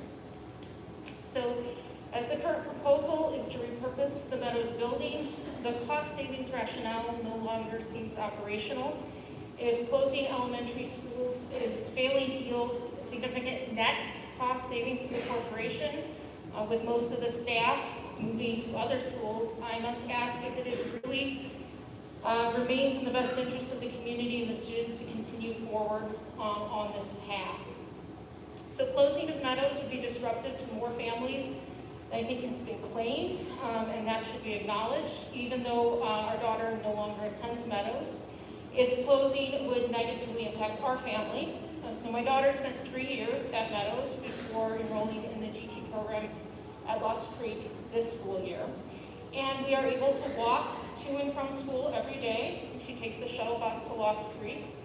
If Meadows closes, she will be redistricted to another school, which she will have to be bused to.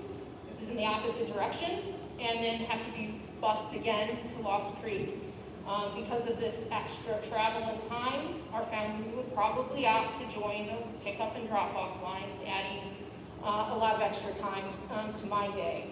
I also fear overcrowding of smaller neighborhood-style schools will be the result of closing elementary schools like Meadows, unless the corporation commits to countywide redistricting to shift students to the outlying schools and balance enrollments over the whole corporation. So of course, this is also a disruptive move and would be broadly unpopular and likely increase the need for busing.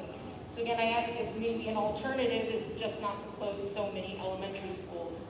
Neighborhood schools are a valuable part of the community. Vigo County School Corporation includes both rural and city schools, and the logistics of these schools are different.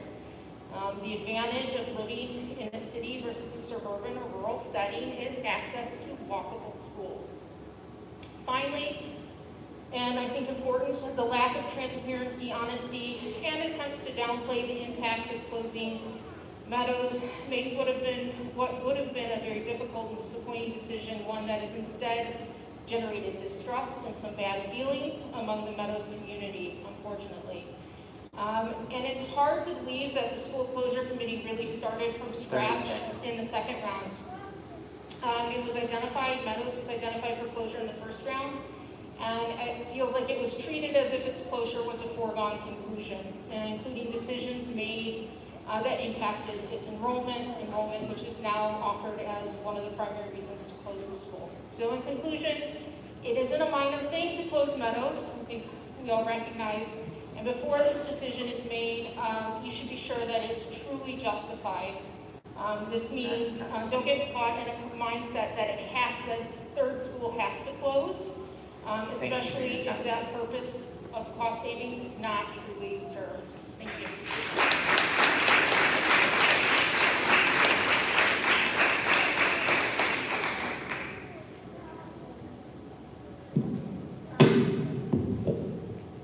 Hello, my name is Miguel, and I have been in school, in this school since kindergarten to 5th grade.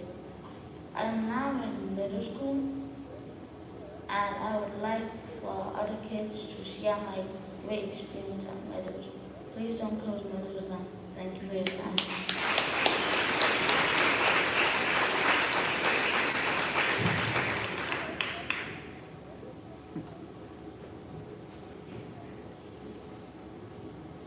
Hi, my name's Callie, and I'm extremely sad that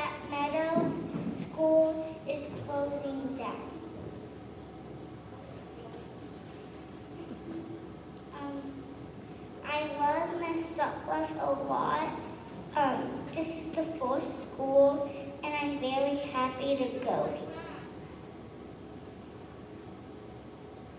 I'm very sad it's closing down.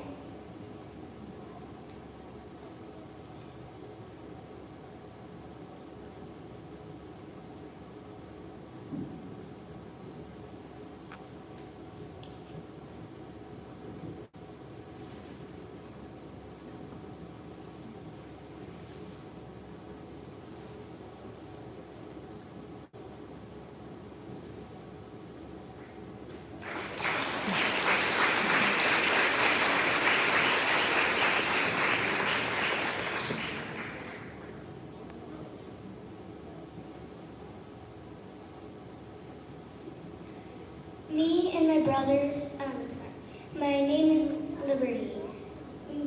Me and my 3 older brothers have went through Meadows. I've had a great time here, and so have my brothers. My baby brother hasn't yet gotten a chance to go through here, and I really wanted him to go and have a fun time here. So I vote don't close Meadows.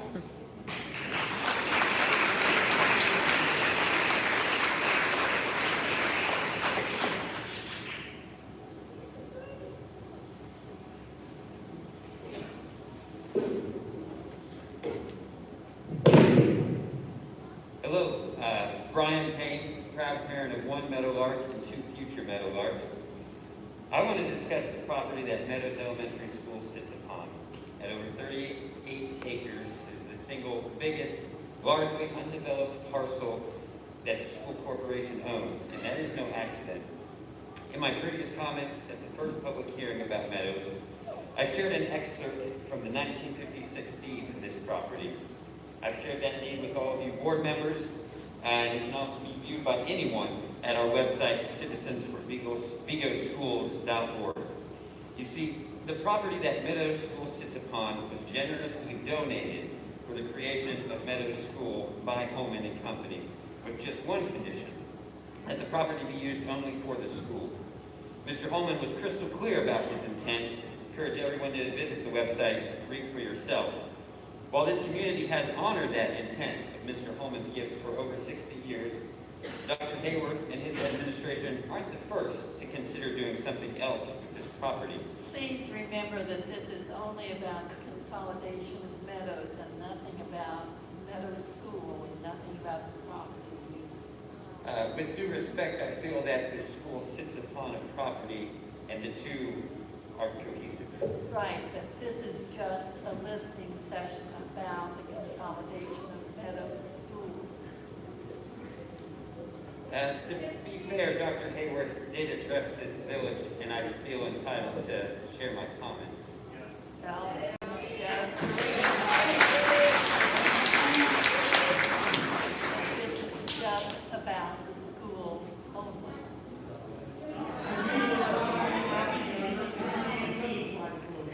Mrs. Lauer, I'm not looking for a fight. I just like my 3 minutes, please. Well, it's just not about the property. It's just not about the property. That can be discussed certainly at another time when there's more consideration about it. But this is about the property.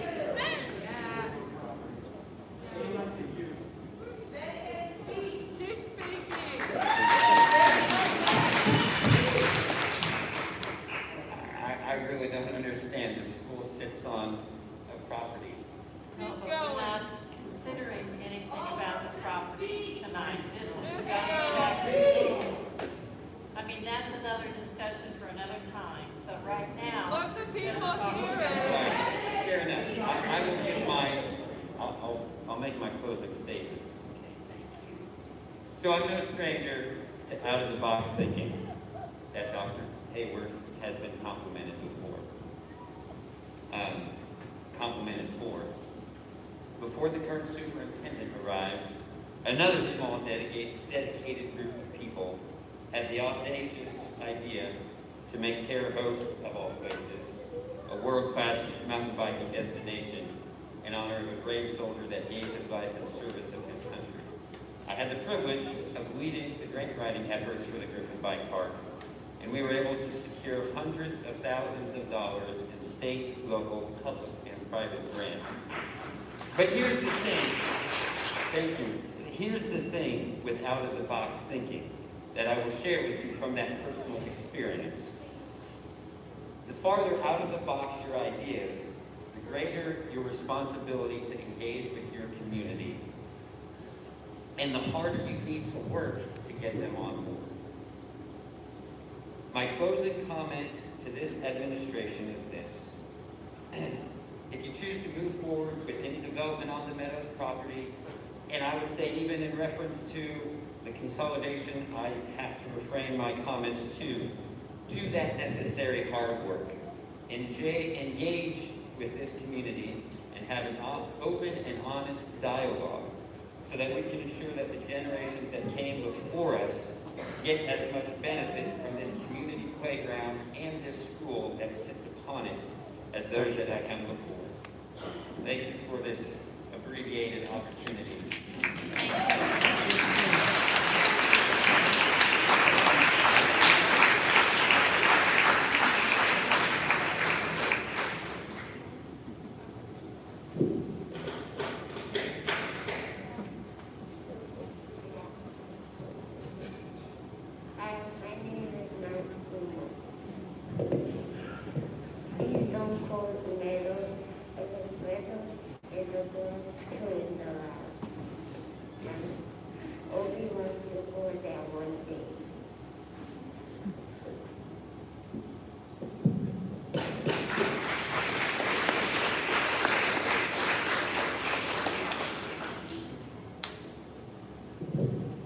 Good evening.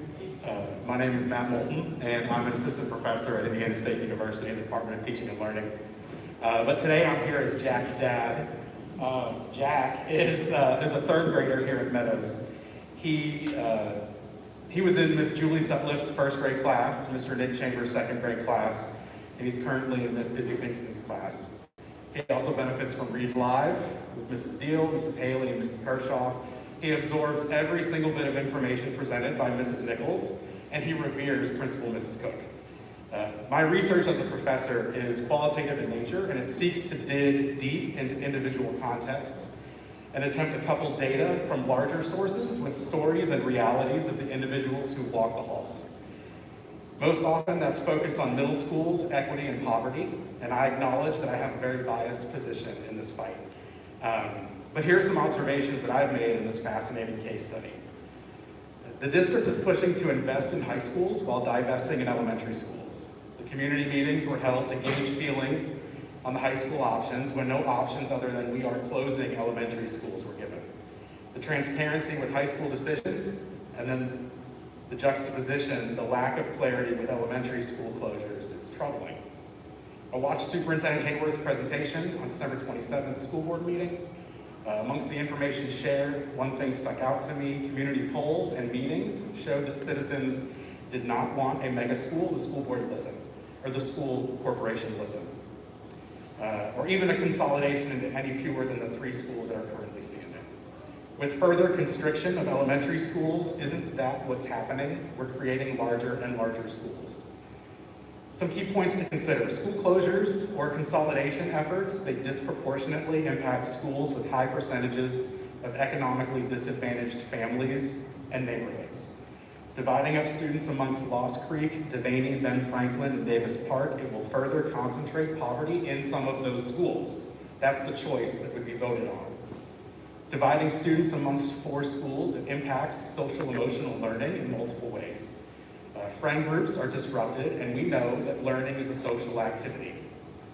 And when that social network is changed, it impacts learning. We realize that over the past 2 years of evidence with the pandemic. Positive relationships with caring adults, and it's very clear that we have tons of caring adults here. And I'm not saying that these other schools don't have caring adults. 30 seconds. They take time to develop and nurture. Students being split into 4 schools and teachers being divided amongst all schools or wherever you can fit them, closets, whatever. It stunts those relationships. I've been reminded on multiple occasions that this is a decision being made about money, that we can't get caught up in the emotional stories and heartfelt tales, but that's what elementary schools are. They're filled with power and possibility that needs time to boil. When we ignore the humanity in and of a school and we choose numbers over qualitative data and relationships, we send a message that if it comes down to humanity or money, the latter wins. That said, please vote no on closing Meadows.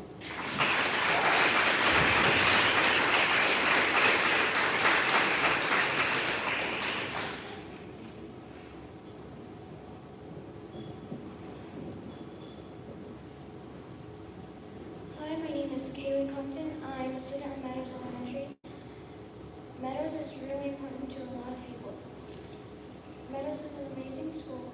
Many parents and students at Meadows have came to this board meeting to show their support.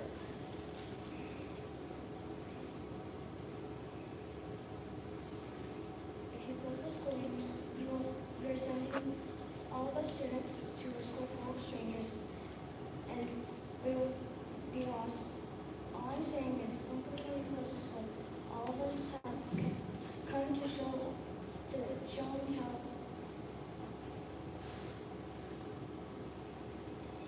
One thing, please don't close our school.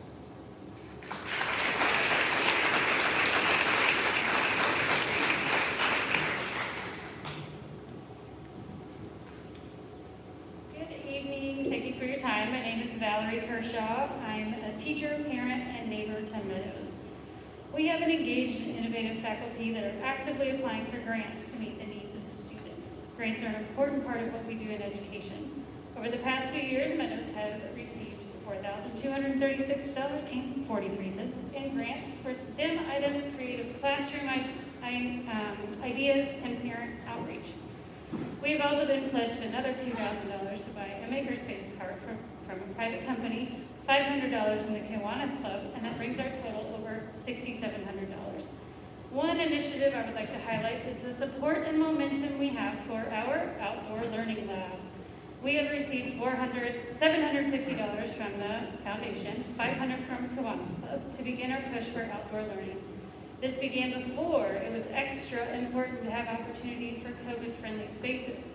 During this uncertain time of COVID, I have continued to push with other teachers to enhance the outdoor space. A portion of the grant was for science, laboratory tables, and benches. We partnered with Rose Holman students that designed these features. My husband, my father, and my children built these lab tables over the summer, and South High School students built the benches. The lab tables are in use under our outdoor classroom, out the north door for a workspace and messy lab table. It was a super fun project to coordinate with these bright and willing students at Rose and South. The benches have been cemented in the ground next to the outdoor lab. Although the cooperating teacher delivering the benches told me 18 months ago, "Don't put these in the ground, you're closing." The confidence at which the statement was delivered was astounding. This initiative will be wasted if Meadows is closed. 2 years ago, we had a partnership with Rose Holman, ASCE, American Society of Civil Engineers, to be our STEM partner. Students were ready to come in and work with students on regular intervals within the pandemic hit. However, we have big plans for further partnership if and when Meadows is allowed to stay open. Rose Holman, as you can tell, has high interest in Meadows, not because a bunch of their kids attend here, but because they see Meadows as a beautiful cross-section of our varied town with our 74.5 free and reduced lunch rate. In addition to Rose ASC students, we had 2 Girl Scout capstone projects ready to go. One student was ready to make a butterfly garden to match our science curriculum. 30 seconds. One student would have made raised beds for vegetables. Both were ready to go, but pulled their ideas from Meadows when they heard the rumor of closure over a year ago. We can get momentum happening again, but if we are voted to close, these opportunities will be lost on our students. I ask you, please vote now, closing Meadows, because our future is very bright, full of sunshine, trees, and plenty of outdoor creative learning. Thank you.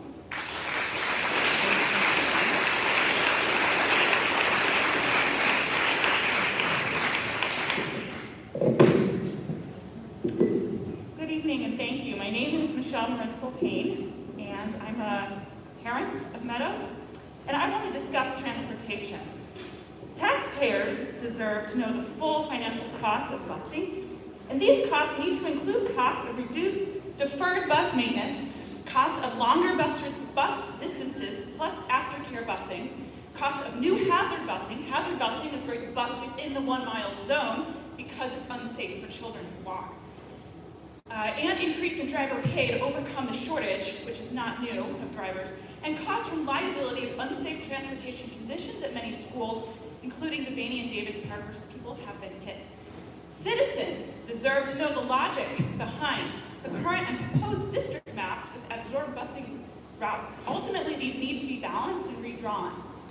Families deserve to know the plan for increasing reliance on busing during a driver shortage, resulting in delays of up to 30 minutes.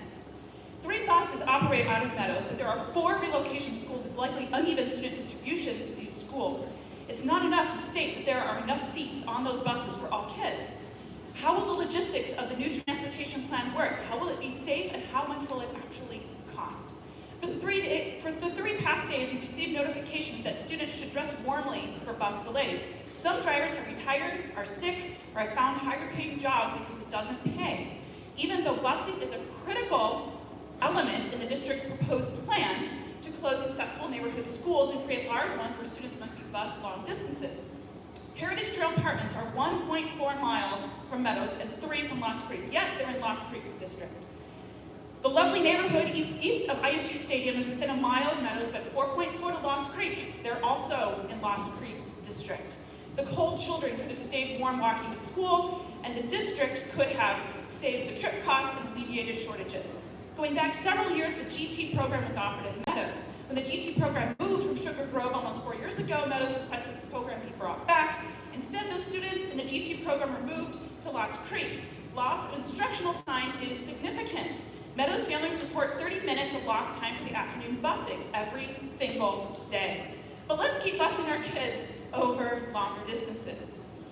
At some schools like Dixie V, VCSC participates in hazard busing. They bus everyone, even those close enough to walk. If my kids go to Devaney, they're barely within the 1 mile radius, but I don't know how they'll get there. There are no sidewalks south of Brown, and at dismissal, walkers go out the back door and walk along College west to a crossing at 25th. This is the opposite direction from Meadows families. What safety infrastructure will be added for the increased students in that radius? Or will hands be thrown up and hazard busing be the solution? Transportation safety aspects need to be addressed, and is cost included in the busing analysis, including the additional hazard busing. A 2014 study published in the Journal of Transportation found that schools across the country are reducing hazard busing and saving on an average of 100 students per year. These are permanent savings. Meadows, well-designed infrastructure, like Meadows, lasts lifetimes. Busing is a black hole in the budget and always will be. Thank you.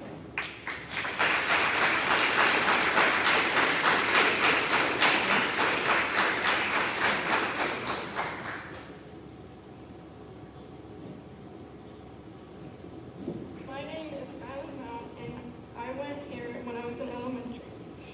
And I've been to other elementary schools in Vigo County. This has been one of the best elementary schools I've been to.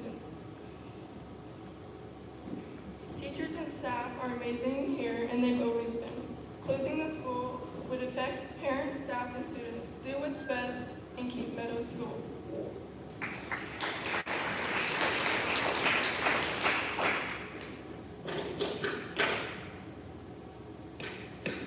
Save Meadows.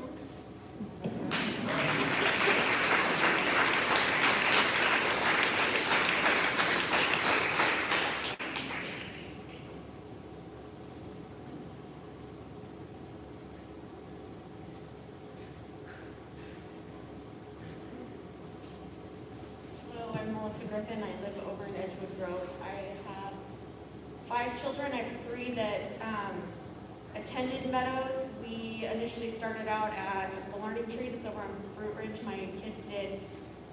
But we quickly had found out that my oldest needed more assistance. Meadows welcomed him here, but throughout that process, we were continually told over and over, there's not enough resources to assist him. He's highly enough functioning that he should be okay. he had a miserable time going to school. There was, at the time, not enough help, not enough support, not enough room. They didn't have the sensory room at the time, but Meadows has become better, has grown, has built this community. We don't have enough as it is in this, in facilities to help all the children. We're over and over, they're in high school now, are asked for things that and I understand, there's a lot of children and not a lot of teachers. There's a lot that the teachers need to do to help each of these kids, whether or not they have a 504 or an IEP. Condensing the schools, moving the kids around, especially during this difficult time. And I say this with, knowing that I don't know all the facts, I don't know everything about the finances. I'd love at the end if you guys could just announce one more time what the website specifically is, where we can find the best information, so that we can understand better what's going on, so we can, know why you're making these decisions.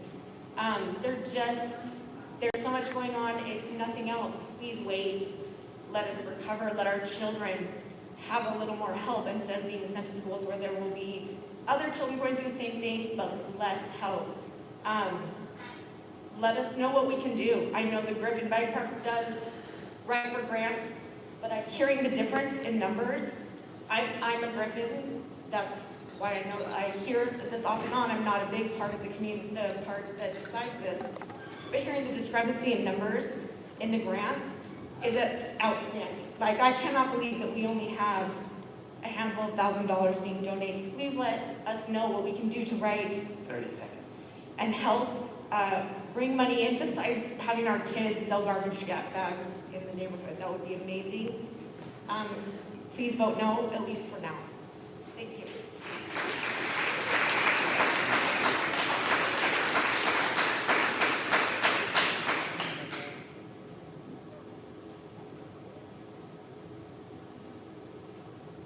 Is there anyone else from the community, from the audience tonight? Okay. Thank you for being here, and thank you for sharing your thoughts. Before we close, Dr. Goller just informed me that the presentation that Dr. Hayward did has been posted on our vigoschools.org website. Right. So that's just Please access that. Please access that and share that with neighbors who weren't able to be here tonight. vigoschools.org. vigoschools.org. Meadows listening. Meadows listening section.